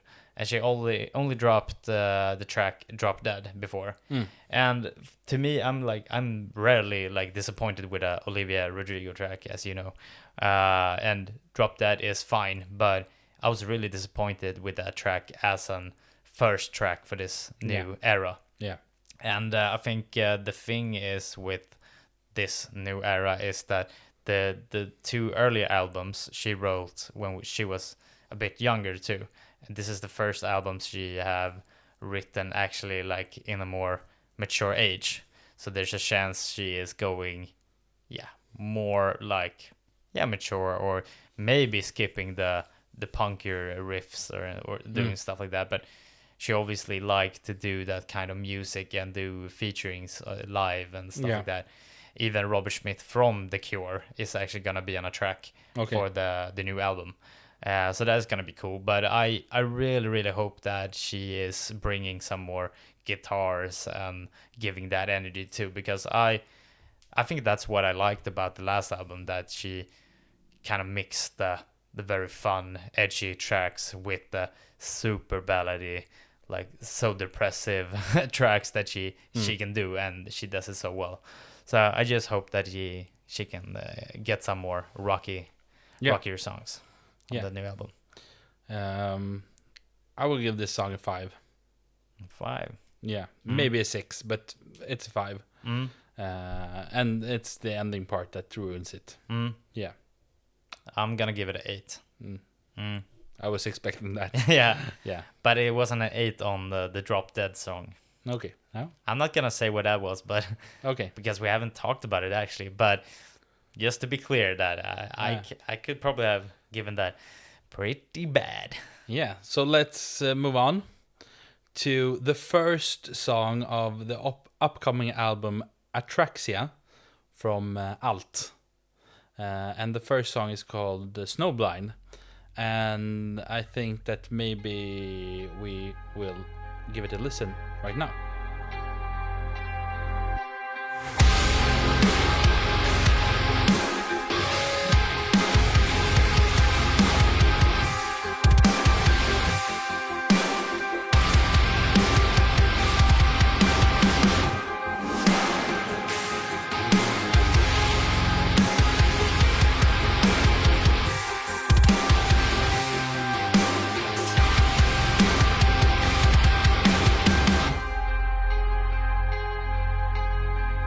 Transgressive, synthetic, we're crawling straight to the core. It's poetic, resetting, still begging fate for a war.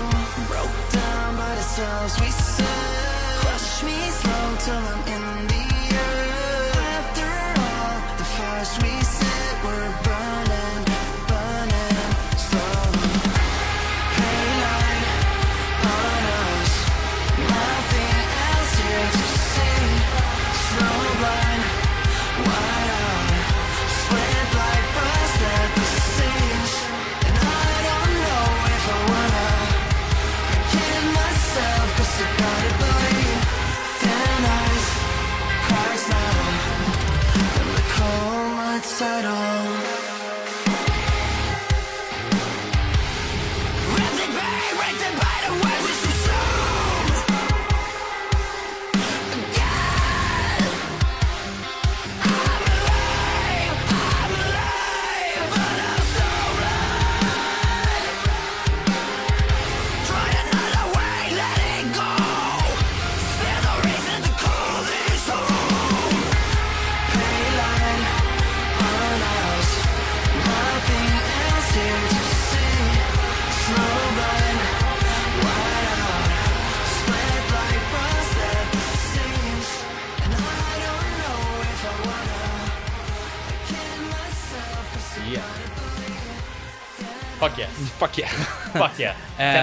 Can I start? Or do you have some information you want to drop? No. I just had that it's the upcoming album, so go ahead. Yeah. First of all, I totally missed that. I know because we're doing the episode, but I totally missed that they were gonna release a whole album. 27th of July, I think it is. Yeah, I think in the end there, yeah. So pretty soon too. Yeah. But like when we listen to this, or as we always say, when we listen to our playlist for the upcoming week, I was like, every time this track came on, because at the beginning I didn't check who the artist was. I was just, I wonder which band this was. And every time I was like, who is this actually? And then it's like, oh, it's Allt. I was like, fuck, because I was so surprised of the clean vocals they put in this track, because I guess it's more probably like 70% clean vocals, Yeah. somewhere like that, and 30 with the screams.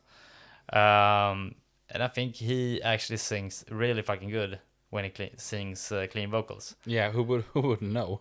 Who would have known? Because yeah, sometimes it's actually just shit, and you don't want that. But I obviously like it more generally when it's a when it's a match between the screaming and the singing, more of a like a modern Bring Me the Horizon Yeah. stuff. So this fits me like perfectly. Mm. And just very cool that he has such a unique regular vocals, I guess. And good scream. I think the start to me is a bit too slow. That's maybe the biggest issue I have with it, because if it's kind of like I'm feeling it's a more positive, funnier song. It isn't fun necessarily, because the instrumentals are generally the same as it's been before. It's not that of a big difference, but it doesn't feel like it has to have that kind of like just noisy, breezy intro of like 10-15 seconds of nothing, basically.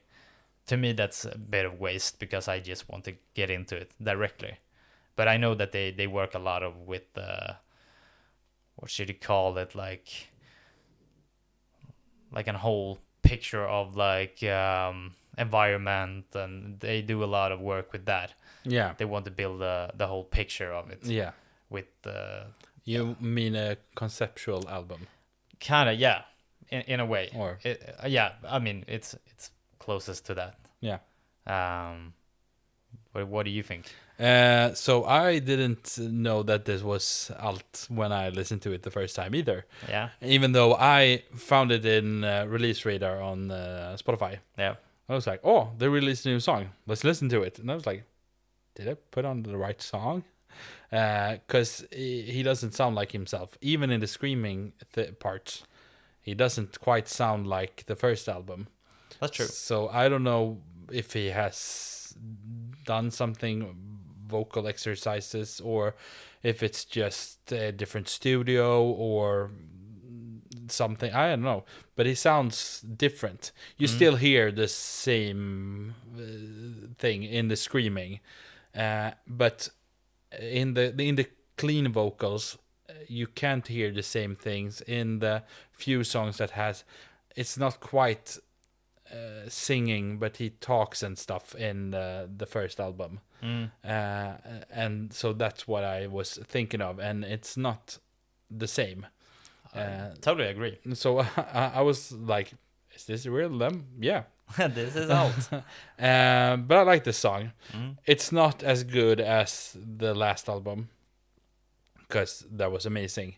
But I really like this one, and as you said, he can really sing the clean vocals. So I'm very interested to see where they're going with this new album. And my guess is that they will release one more song as a single, and then the album will come, I guess. Probably a few more, maybe. Oh no, the album was pretty short, I think. Yeah, it's like 8 or 10 maybe not too many tracks then. Yeah. Who knows? But that's my guess. And I'm anxious to hear what they're doing, because they've only released one album before, so we don't have too much to go on in terms of the direction of the band or something. And right. it's interesting, at least, to see this clean vocals sort of thing. If it's just this song, or if it's the whole album, or yeah. I'm feeling that too. Like, is it just a track, or is this like the whole album? Yeah, I think it's quite hard for me to wrap my head around if it's do I like the song, or is it just because it's something I didn't expect, so it becomes better that way. Yeah. But yeah, I like the song. It's not quite as good as this album, as I said, but yeah, I still like it a lot. Yeah, I think maybe I don't know. I think it's better than a few songs on the last album. I don't think every track was that good. On the top of my head, I can't say either way, so maybe. Yeah, but I can definitely get behind that. Like the bigger tracks and on the album was definitely stronger. Yeah. And maybe more rememberable right now. But I kind of hope that is like, at least for the album, it's as you said, maybe conceptual in this way, also with the theme of more vocals, like singing vocals, and mixing it up a bit. I think it's also kind of fresh that they kind of do something a bit different. I mean, it's enough different to be like, oh shit, they do something else, but at the same time, it sounds like them. So I think that's very exciting, because sometimes when you just release so much music and it's kind of like the same all the time, I mean, it could get a bit watered out. Yeah. When it's the same artist. So I think this is actually at least making them look more interesting right now. It's more fresh. More fresh, but on the other side, at least they walk away from the harder side right now. Yeah. Instead of like just keep pushing it and try to make it harder. But I really like that. Yeah. What will you give this band? This song? This song, I'm gonna probably give it a 7 right now. Yeah. I second that 7. Yeah. It's exciting, but it isn't good enough to climb much higher than that. Yeah. I feel. So from one Swedish band to another Swedish act, and the latest song, it's Felin and Ricochet. No, I couldn't even sing. Sorry, Ricochet, and we actually are going to listen to a snippet of it right now.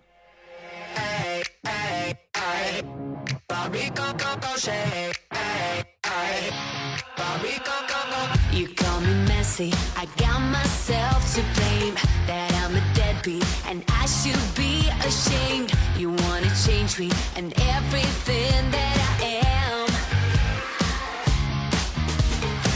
Behind the curtain, the hate comes easily. Think you know better than me who I should be. Why don't you take a real good look at yourself? I'm 1,000 miles away. Ready, set, your aim. Take a shot, give it all you got. Anything you fire away will only ricochet. You can say what you wanna say. Anything you throw in my face will only ricochet. Your bullets fly, but so do I. Nothing can hurt me again. No, no. Take a shot, give it all you got. Anything you throw my way will only ricochet. Ay, ay. Ricochet. Ay, ay. Don't even know me, still burn me at the stake. I've got a friend, and karma is her name. She's gonna get ya. You should be. I think this song is awesome. Who wouldn't know? Who would have known? Yeah, big shocker. Yeah. This has been stuck in my head since it was released, and yeah, it's awesome. And the sorry, I don't know what you lost it there. yeah, I completely lost it. I don't know where I was going. So the chorus. Yeah, that's where you were going all the time. Chorus. You were going to the chorus. Yeah. It's one of those ones who get stuck in your head really fast. And it's a happy song, and I get happy when I listen to it. So, yeah, it's awesome. And I really love her singing. We've been through this before, but yeah. Could it dethrone Riot from your favorite list here? Oh man, not the. No, I don't think. It's too new. Give it a few give it a few weeks or months. We're coming back in. Yeah. When we're back from the summer break, in ask August, me again. August, September. Yeah. We're gonna have a check again. Ask me again, and I will. But it could be. Yeah. Could be. Because this is sort of a part 2 to that song. Because both of them are happy and upbeaty, and really fun to sing along to. So yeah, feels like a part 2 kind of, but also like the most of the tracks she've done, as far as I know, is in the same realm again. Yeah, but So it isn't that different. one for me stood out. Yeah. So that's why I'm. But I guess Yeah. that we both probably react to this track as like, oh, it's like a riot track. Yeah, exactly. Kind of, as you say, you get happy to this, and yeah, I feel like this is really cool, as you said. To me, in some weird way, it feels like if you had mixed up like Britney Spears and Avril Lavigne in the same track, Yeah, I can see that. or some like Yeah. Gwen Stefani or something, like just some way of deliverance in the verses sometime that is just feeling so like, yeah, Britney, but she still have the Avril Lavigne vibe to the whole personality of her, or Yeah. yeah. But as I said, the chorus is banger. Like the as you were trying to do that, the Yeah. ricochet. Yeah. We can't do that. We can do it. We can do it. She's one of a kind. Yeah, we have to check with Felin how she does that. Yeah. But no, just so clever, and all that kind of like, give it all you got. Na, na, na, na, na, na. I mean, it's just so fast, clever, and that's what I like the most. I mean, yeah, it's very clever, as I said, but it's just that deliverance is so fast. And that's something I said a lot of times to Rasmus with sometimes pop punk tracks, is like when it sometimes goes that fast that you kind of like miss what the person is saying. Yeah. That's actually a good thing, because then you have to really like, what is that? Yeah. And it gets more exciting, and that's what it does to me. So, so good. So good. Yeah. So good. I'm so happy. So good. Yeah, fuck me. It's a really great track. You obviously heard a snippet of it before, but listen to the whole song and listen more on Felin. Yeah, listen to her last album. Yeah, It was also good. and she's also really fucking cool live. Yeah. Allt that we talked about before obviously has to get that shout out too, because they're also fucking amazing live. Yeah, it's Both of the artists, Swedish artists also, which is so cool, but are so amazing live and really gets the crowd working. Yeah. Allt got more of the wall of death kind of like brutality in them, but Felin has the like power of like she has encapsulate- she has energy. She has energy, and she just gets everyone going. Yeah. She can get contact with everyone. And you missed that one, so I mean, Yeah, I know. You have a concert to. I have one to check off my bucket list. So, yeah, exactly. Exactly. So we have to check out if she is having a concert soon. Yeah, exactly. I'm just gonna say it. I will give this 10. Oh damn! Yeah, Oh damn! because I'm so happy. I become so happy when I listen to this song. So yeah, That's a tough one. I'm more likely in kind of like the 8. Obviously, I just got it. Just gave it praise and everything, but something that I can't just give it too high either. But it could possibly just rise to a 9 very soon. Let's check back at the end of the summer. so. Exactly. But an 8 for now. Awesome song. Awesome. So we're going to go to the end part of this, but I think it will be a bit chewy because it's a long album from Shinedown, and 8, the 8th album called 8, and it's 18 songs, 1 hour and 4 minutes long. Yeah. I did not expect this. No. And the funny thing is, I put this one in our list. I was like, "Oh, Shinedown! I'm just gonna put it in." And then I started listening to it. But I like that, because I wanted to get in there before we actually kind of like get the listen. So Yeah. I dig that in this case. Yeah, and then I was like, "How many songs are there?" Yeah. Because I listened to them quite a long time, and I don't remember if I actually got in the car from work, and the album was still going when I got home. I was like, I've been in a long time in the car, but sure.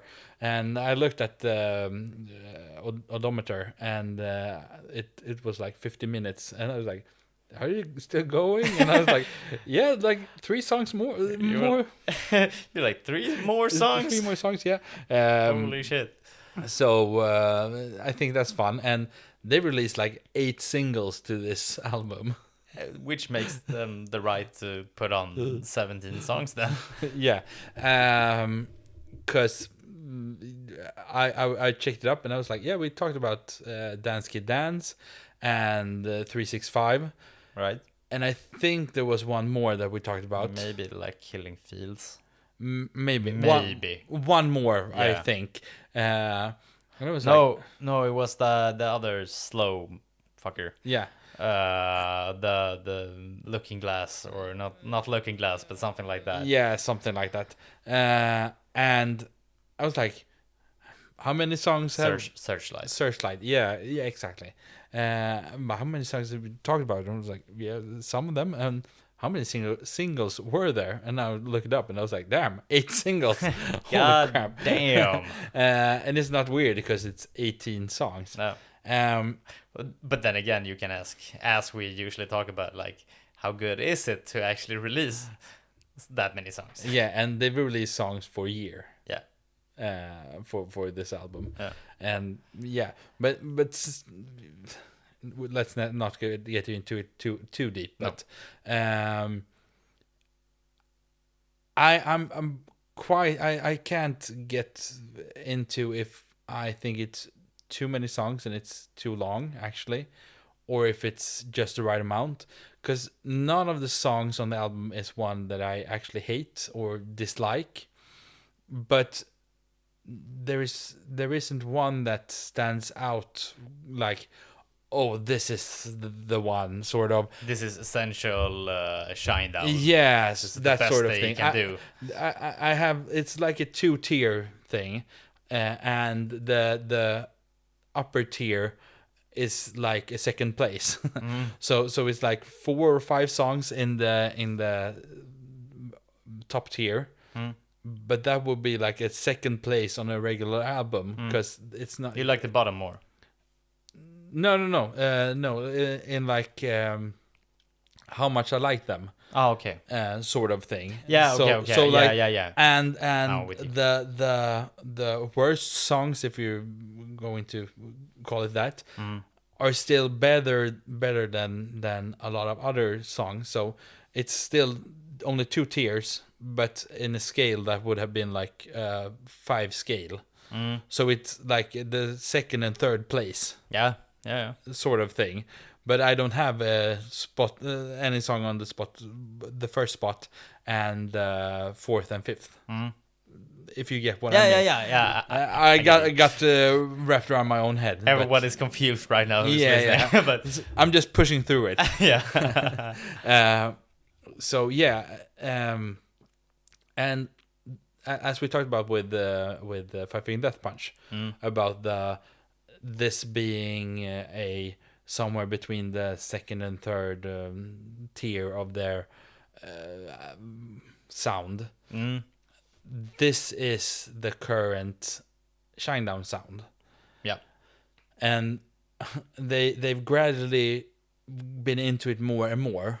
So I think it's started with the Threat to Survival, where it was like 1, maybe 2 songs that were in this vein, and in Attention after it was like 4-ish songs that were in this vein, and Planet Zero, it was more songs, and in this album it's all of the songs. So it's gradually been more and more of the and I don't know how to put it, because it's still rock, but it's not hard rock, but it's not ballads either. I think it's ballads, but yeah, I think it's rock, but I think it could be both. Yeah, but I wouldn't quite call them ballads. Many of them are ballads.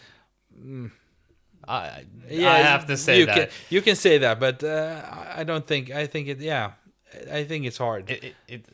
Yeah. Hard to say, not hard songs. Yeah. Sorry. Andreas just taking a sip. Yeah, a water. Yeah. Yeah, Not because a I'm beer. driving. Yeah. Because I'm a good boy. Yeah. Yeah. But I really like this sound that goes through this album. It's this very big sound. It fills up everything, and you can hear through the playing and the singing, everything, that they like doing this. They seem so genuine, all four of them. And when you see them when in interviews and on stage and everything, they are always happy and sort of teasing each other, and it's fun and everything. And when you get down to it, it's like, yeah, it's us four, and we love each other, and we would do anything, and it's that sort of thing. And I really like how they have come together as a band, because I feel that too. I just have to say. yeah, the starting of this band was rough.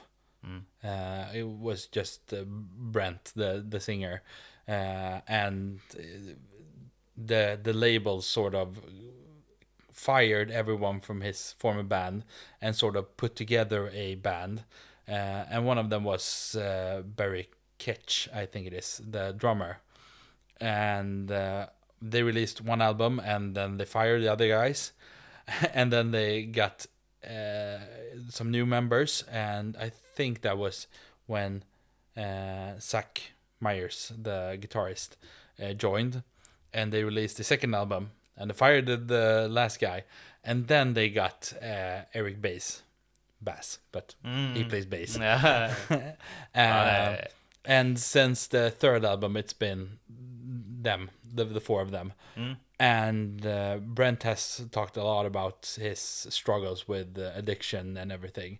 He's clean now since many years, and he has changed the drugs for working out. So he's really fit, and he, as they usually do. Yeah, and he really likes to talk about the way he works out and everything. As they do. Yeah. So when people want to get him going, they just ask questions about training, and he's like, "Oh yeah." But he seems so genuine when I see interviews and everything, and he's like down to earth, and a really he seems like a nice guy. Yeah. Not just cool and everything, but really nice. Oh yeah, definitely. And when they do stuff on the side, so him and Zach, the guitarist, they do this sort of acoustic thing where they go on tour and they play a lot of covers, and also, of course, Shinedown songs. No one is angry about that, and it's like, yeah, you two keep going, do your thing, and we will do our thing and everything. And then they come back and they make an album. And for this album, I think that they threw everything they had at the wall, and didn't want to see what stuck. They just took everything. So I think it's nice to see that I don't think they have killed any darlings. Actually. No, I mean, because if they did, obviously there could be like 2 more songs when you have written 17 songs. Yeah. But yeah, obviously they didn't have that dilemma. Yeah. So I think it's nice to see that maybe these aren't the best one, because if you wanted to do a regular album with 12 or 13 songs, and then they would have cut some of them and maybe worked on the ones who are left behind a bit more. But I don't think that these songs need it. They aren't very complicated in any way, and but I think they are genuine. I think that shines through, and that gives it that makes me like it a lot. Almost every song. I can't say one that is, I didn't like that, it's bad. But it's not the best Shinedown. Yeah. But it's still pretty fucking great. And the only thing, the only negative thing is I would have liked some songs that were harder. Yeah. That sort of classical Shinedown, hard beat and everything. I think the one that gets closest to it is Dance Kid Dance. Yeah. And maybe one or two songs that is there in the realm of it, but I would have Like an Imposer have like a very heavy, shuggy beat to it. Yeah. But you can't get it all. And when Attention, which is one of my favorite albums with them, Sound of Madness is still my absolute favorite, but one of the when the Get Up, the one that got the biggest attention on that song, when I first heard it, I was like, this isn't quite what I want. Now I can't wait to get to that part of the album when I get to Get Up, because it hits so fucking hard. And this album is full of Get Up songs for me. And I really like it. It's been hard to work out in my head what I actually think about it and the songs for themselves. But I really like this album. Yeah. What about you? Well, firstly, I feel like it's funny. I'm gonna be a bit of an asshole here saying, but I think it's funny because I feel like I understand that you like Shinedown and you like the band, and I like the way you talk about Shinedown as like how much they mean to you, like as much as you evaluate them as every individual, basically. But it also like, if this was another band, you could hate this because sure. This is so like soft many times. So it's like, if this would have been another band, I would have hated it. Yeah, that's what I'm saying. For sure. Yeah. So I just think that's funny because 100%. It's like if I would have shown up with an album that sounded like this, you could easily like put out like the fucking razor on this shit. I would have called you an idiot. And why would you do this to me? And 18 songs? Are you stupid? Yeah, for sure. Yeah, exactly. I love that. But only Shinedown are allowed to do this. But I think it's the funny thing is, if they have like, was it 18 songs? Yeah. So if they have 18 songs that they were super planned and everything, I mean, it's still planned, but with the whole album title and everything, I think it's funny because every time a band does this, and I'm gonna take Blink 182 with me on this one, I feel like it feels like it's a bit inspirational. Less inspirational, basically, when you look at the process of making this, because as Blink did their 9th album, they just called it 9 because we don't know what to call it, and in this case they call it just 8, and even put in an 8 in the album title because like, why not? But with that said, I just think that's funny because to me that feels like they don't really know in a way what they want to do, which makes me feel like they're just throwing in stuff in a way. But also I have to say that I kind of like don't have any problem listening to the whole album or listening to them. I think it's a very like okay album in that way, and there are tracks that are better, but the ones that I maybe wouldn't say I hate them, but I think the tracks that I can't stand is when they really go with a full country vibe on some tracks. As the, what's it called? The hate? No, not 6 hate. 365. 365. It's a year. Oh, god damn it. 365 especially, I think. There are more tracks on this album that sounds in that vein. Searchlight is also tough for me still. But that's back to 365. We already spoken about it when it came, but I can't stand his way of delivering like the vocals in next to the chorus that is so very right now. Like the vibratum or whatever from his voice there. Yeah. It's like, I can't fucking take that. So I guess I'm not a big fan of them doing the softer things. Yeah. But still, they have older stuff that are so fucking good that are pretty slow. Yeah. And then they do it better. But usually those songs also like get like fucking punchy in the chorus or something. Yeah.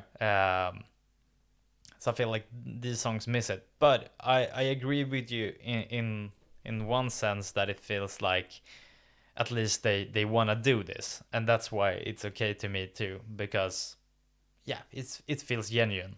But at the same time, for me, it isn't necessarily that good, or maybe even I'm not gonna say that I think about the lyrics too much sometimes, but when I actually think about them, they could be stupid in some of those slower songs, Yeah. because you notice them so much more.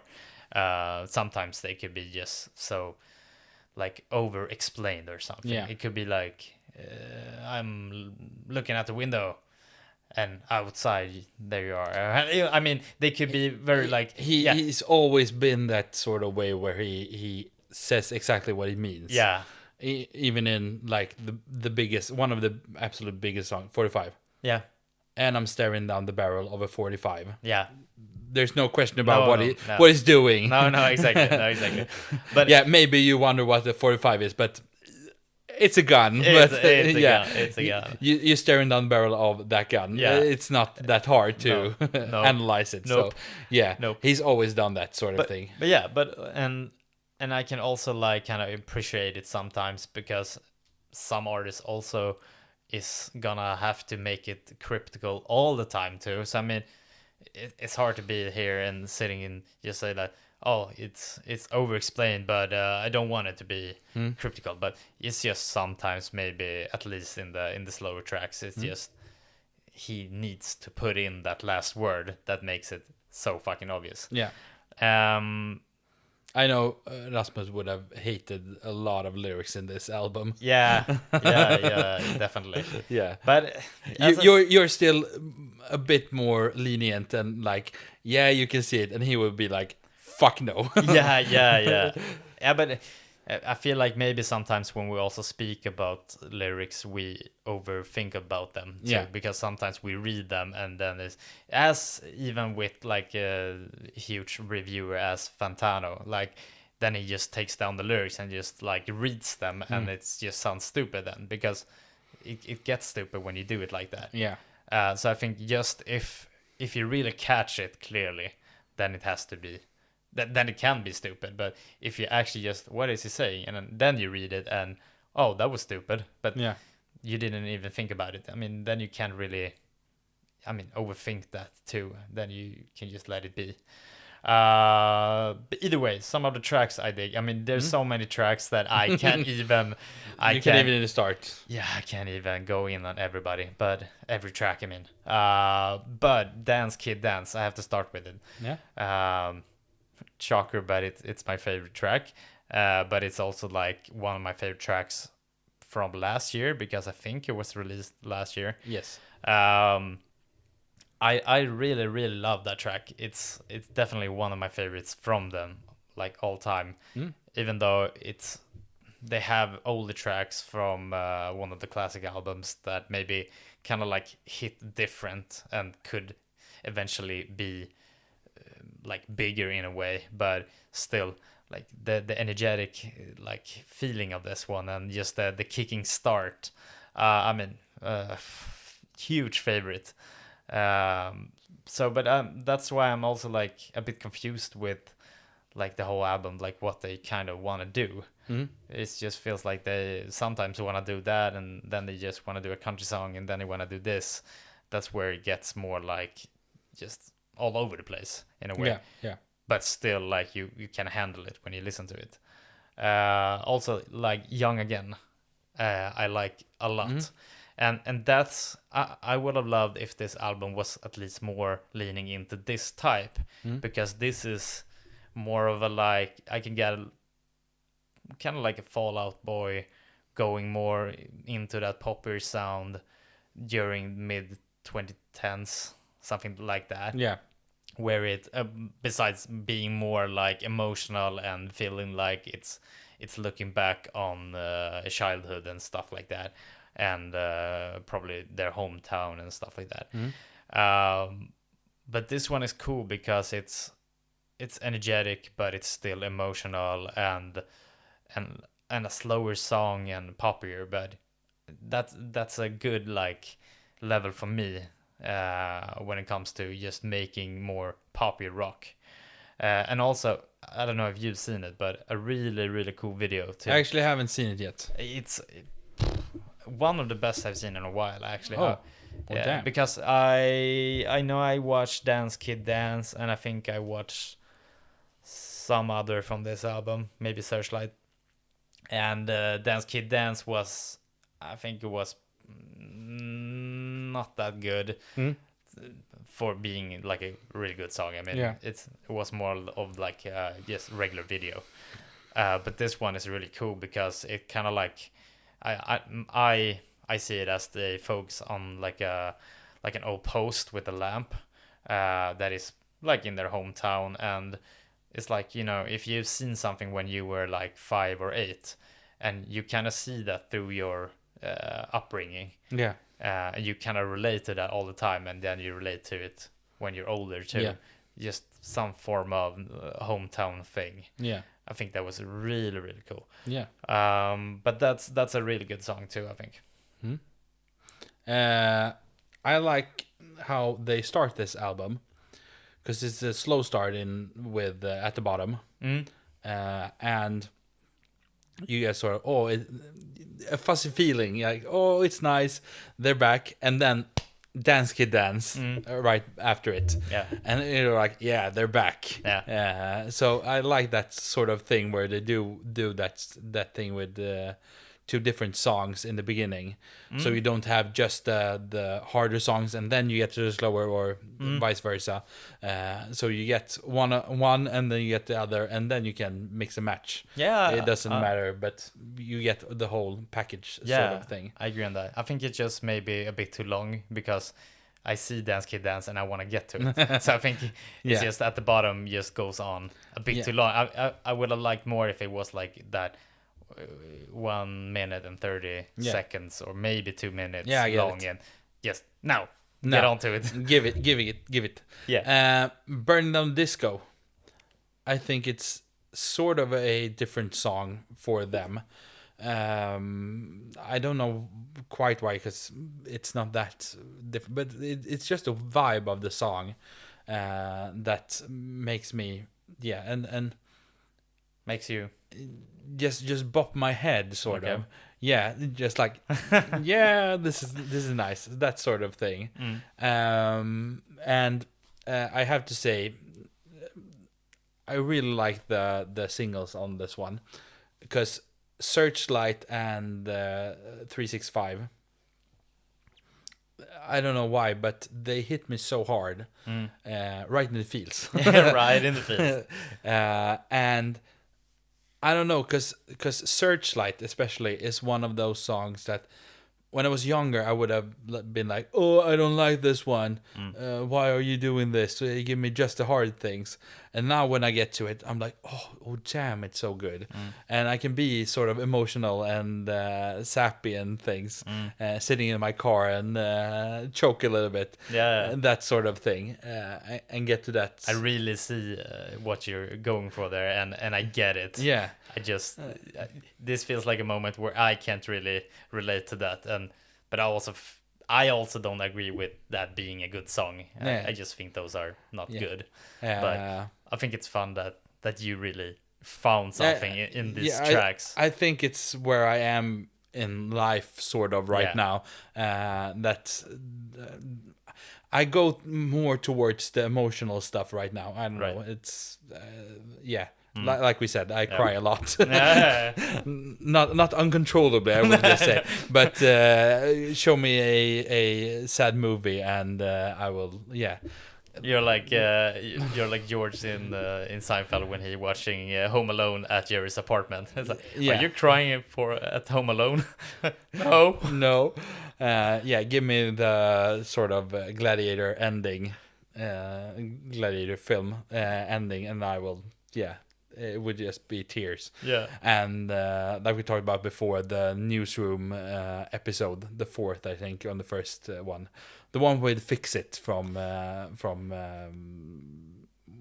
Coldplay. Oh yeah. Yeah, the tears just keeps coming. So I've heard. Yeah, exactly. But it's in a good way. It's a good feeling. Kind of I don't like, is it correctly if I say cathartic? Kind Yeah. of for you. Yeah. Also, Yeah, it's kind of like I can get it out. Sort yeah, of. And my special time right now is when I can cut the grass. Yeah. That's the best part of my week. Yeah. It's not actually the best, so but that's when I can just focus. Relax. Yeah, so I can do Release. just that one task. Yeah. And it takes quite a while because it's quite big. My what is it called? Fuck it. Yeah. Gräsmatta. Yeah.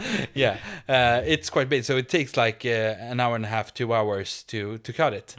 And when I'm doing it, Your lawn. my lawn. Thank you. Lawn. I don't know Yeah. why it escaped me, but yeah. So when I cut the grass on my lawn, I put in some music and just focus on the cutting part, and I can block out everything else. And when I get this sort of song, the Searchlight and the 365, that sort of thing, I can just, yeah, cathartic is a good word actually. You're quite right, because I can just get it out, and I have. It's like you needed those songs to get Yeah. something out. You didn't ask for those songs, but Yeah, they came. exactly. And they did And- that to you. And it sounds like I have so much problems or something with my life, but it's actually pretty good. I don't have any problems. I have a job, I have a house and a car and great fine. friends and a good family and everything. So I have no very little problem. things to But be everybody sad about right now. needs to get some pressure out. Yeah, and it's good to have those kind of songs. I have a list that is that sort of songs that I listen to, and yeah, so Searchlight especially goes right there, and I think that's why it hits that hard on this album. And I was coming to, hang on one second. It's so many songs. So many songs. Yeah, Dizzy. Yeah. I think is sort of also a song that is not quite the same as another song. It stands out a bit in how it sounds, but it's not like one of those that stands out like, oh, it's the best one or something like that. But it stands out in the sound of it. I think that's the track. I think if Rasmus would have been here, he would definitely have said something about. I think he's saying in this song like, "Are you as strong as the whiskey?" or something like that. And I think like, he would not have loved that. No, he would not love that. But it makes sense in the context of him being an alcoholic and using a lot of drugs and everything. But yeah, he wouldn't have liked that. No. So yeah, I'm not going to go too much deeper into the songs because I like this album. It has quite high lows and low highs. If you catch my drift. Yeah. So it's quite the same quality throughout the album for me. Yeah. I think I actually kind of agree. I don't really want to go into the tracks specifically much, but I think also like, as I said, Imposter, I think that's a cool track. I think it's just, it feels dark. Machine Gun is very fun instead, very pacey. And Safe and Sound is maybe the track on this album that I feel like is the closest one to maybe at least the albums from like the Yellow album, or maybe some of the albums after. Attention. Yeah, attention. I feel like that track is more of a like signature sound of them in the more modern era, Yeah. not like the 2000s. Yeah. So I think that one is cool in that way too. But otherwise, I think I agree with you that it's kind of even in that way. But also, as I said, I think it's very all over the place also, because there's so many other different genres, and I don't know, just I don't want them to do the too slow tracks. Get too slow and a bit too sleepy, in my opinion. And I think they're just better when they just pull the plug and just go like batshit crazy. Like I like that. And obviously they can still do that with Dance Kid Dance. So Yeah. I'm just disappointed that maybe they didn't bring more of that, but at least we got one, and then I'm happy for that. Yeah. So, which one is your favorite song and your least favorite song? Obviously Dance Kid Dance is my favorite track. Everything else would have been weird, and also I think 365 is my biggest problem. As I've said before, the reasons. I haven't really found any problem with other tracks on this album. Because that track, obviously we've listened to before, and it's been out for so long. So I still have my personal hate for the track, but I haven't felt like there was any other tracks on this album that it was disturbing me in any way, that it felt like I need to skip this one. That's the only track for me that gets that feeling that I can't take it. Yeah. And the funny thing is that's one of my favorites. Yeah. So it's hard. It's really hard. And if I have to narrow it down a bit, I get to the Searchlight and 365. But I think that's Is one of those the favorite? I see the reason, as you've explained, but it's so weird to hear you say that one of those are. But I think that 365 is my favorite. Nice. If I have to choose one, but a close second for Searchlight. Nice. Yeah. And then if you have a second, I want to No, it's not in there. I just Young Again is my second. Thank you. And the worst one, it's sort of, I can go like Eeny, Meeny, Miny, Mo sort of thing. But so glad that you asked. Is one of those. Yeah. It's not great, but it's not bad, and it's sort of meh. Yeah, that sort of thing. Yeah. I like it when it comes in the album, but it's one of those I haven't heard as much because it's towards the end. So maybe that's why I don't like it as much. Because you don't always have the time to listen to a 1 hour and 4 minute long album. So no, not really.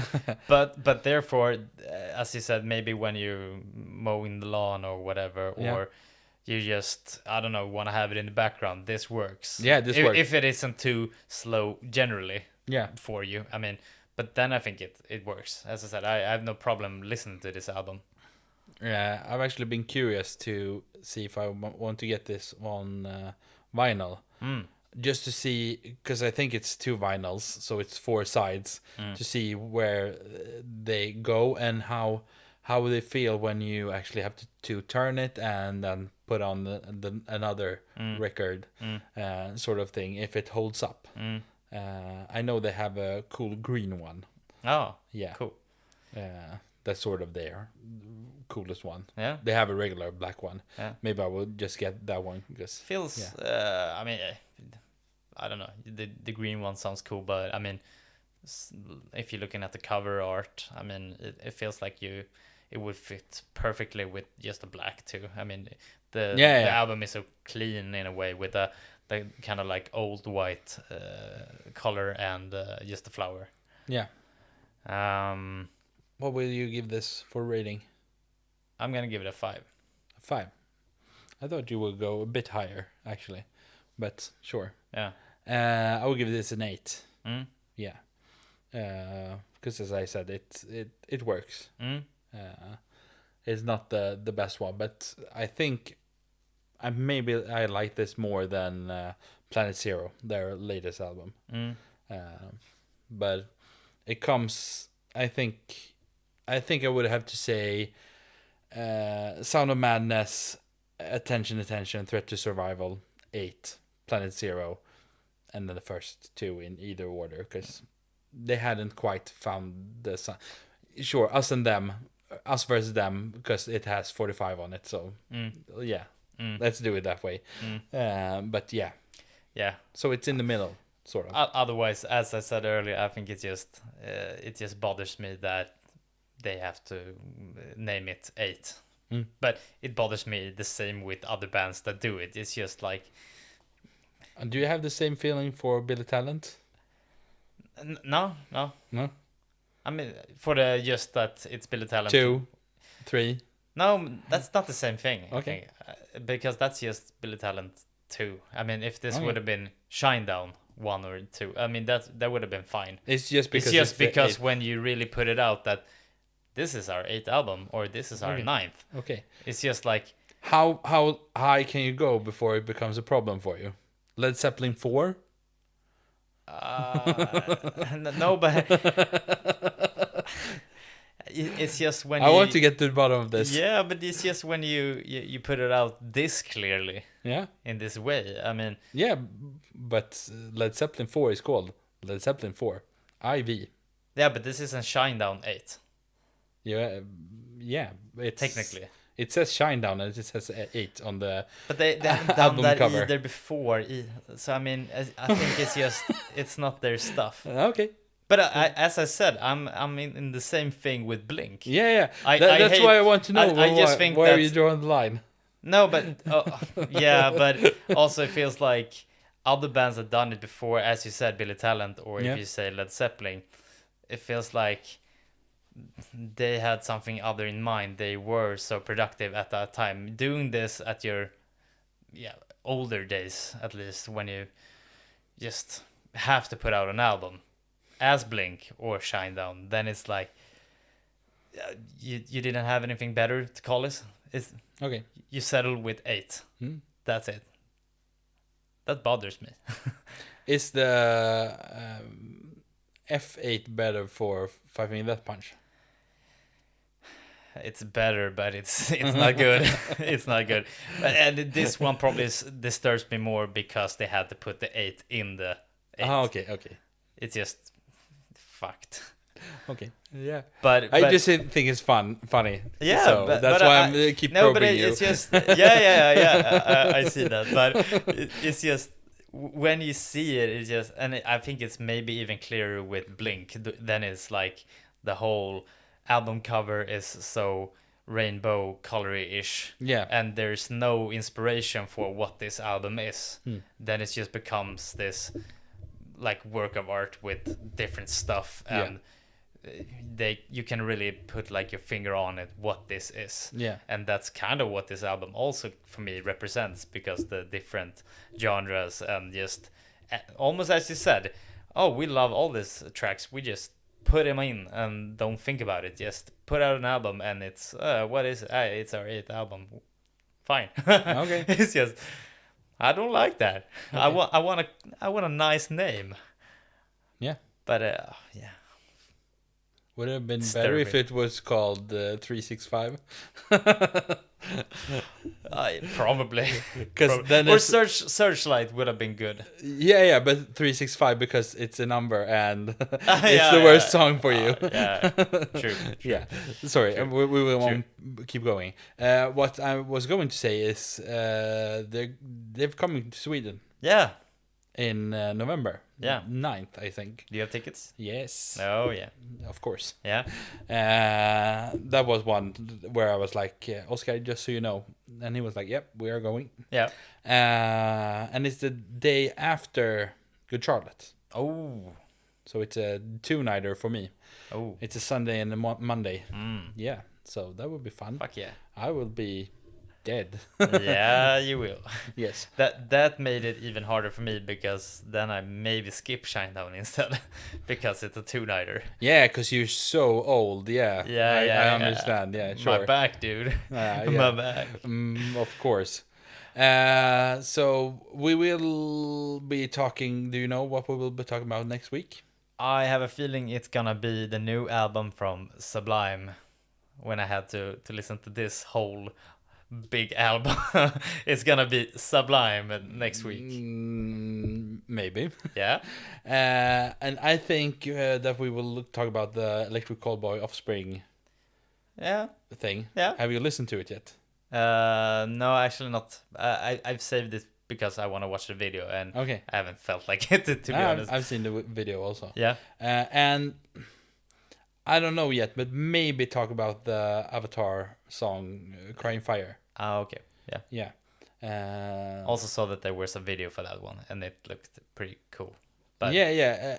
I saw a behind the scenes for it, and they really liked doing it.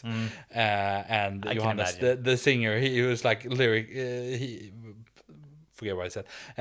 He was like, "Oh, this is awesome, and this is cool, and I want to do this." And yeah, so maybe talk about the song, but Yeah. I won't promise anything. no, But let's see. I do probably want to throw in some South Arcade Yeah. too. And New stuff. for our upcoming episodes, I know that we will be in Broken Summer, 24th. Yep. Me and Rasmus will be watching Shinedown, 29th. Shinedown. Yes. System of a Down. Yeah. I'm tired. What the fuck happened here? I Yeah. was like, Yeah, Rasmus. we talked about them for like an hour. So Yeah. System of a Down, 29th of June, and the week after that, because I think we want to talk about it, but we will see. Maybe will be the last episode for a while. Yeah. Maybe. We'll see how we do it. Yeah, because I know that we're going out of the country, some of us, and doing stuff and here and there, and we will see. It will probably, if we feel like it, it's probably gonna be some form of Discord stuff to just if we need to or feel like we want to talk about something. Yeah. That would be fine too. And maybe we will just shadow release an episode here and there. Yeah, exactly. But yeah, so it will be more sporadic in the upcoming weeks, months, just so people know. Yeah. I thought that would be good to say. Yeah. If you want to contact us, do it through Instagram is the best way, but we also have a email address that is alladesmasakerna at gmail.com. And check us out on YouTube. We have some cool interviews. Check us out on Instagram. We do stupid stuff sometimes. We also have a new website. Yeah. alladesmasakerna.com. Yeah. Yeah. Okay. It's not quite finished yet, but it's up and running. It's there. You can check it out, and you can find the episodes there. Yep. The previous episodes and everything. And yeah, and if you just started listening now, you have a back catalog of some episodes. Exactly. Don't go too far back, because we will switch to Swedish if you go back some episodes, and if you go further back, we will sound like shit because the quality isn't that great. So no, exactly. So just, but it's fun. just start from the newest, freshest, and go backwards. Yeah. No, so check out the website, and there's no new products, but we have launched a shop there, so hopefully we will get some merch there eventually. Yeah. So yeah, we'll see. We're building it. Yeah. Yeah, until then. Until next time. Yeah, Thank you and good night. good night.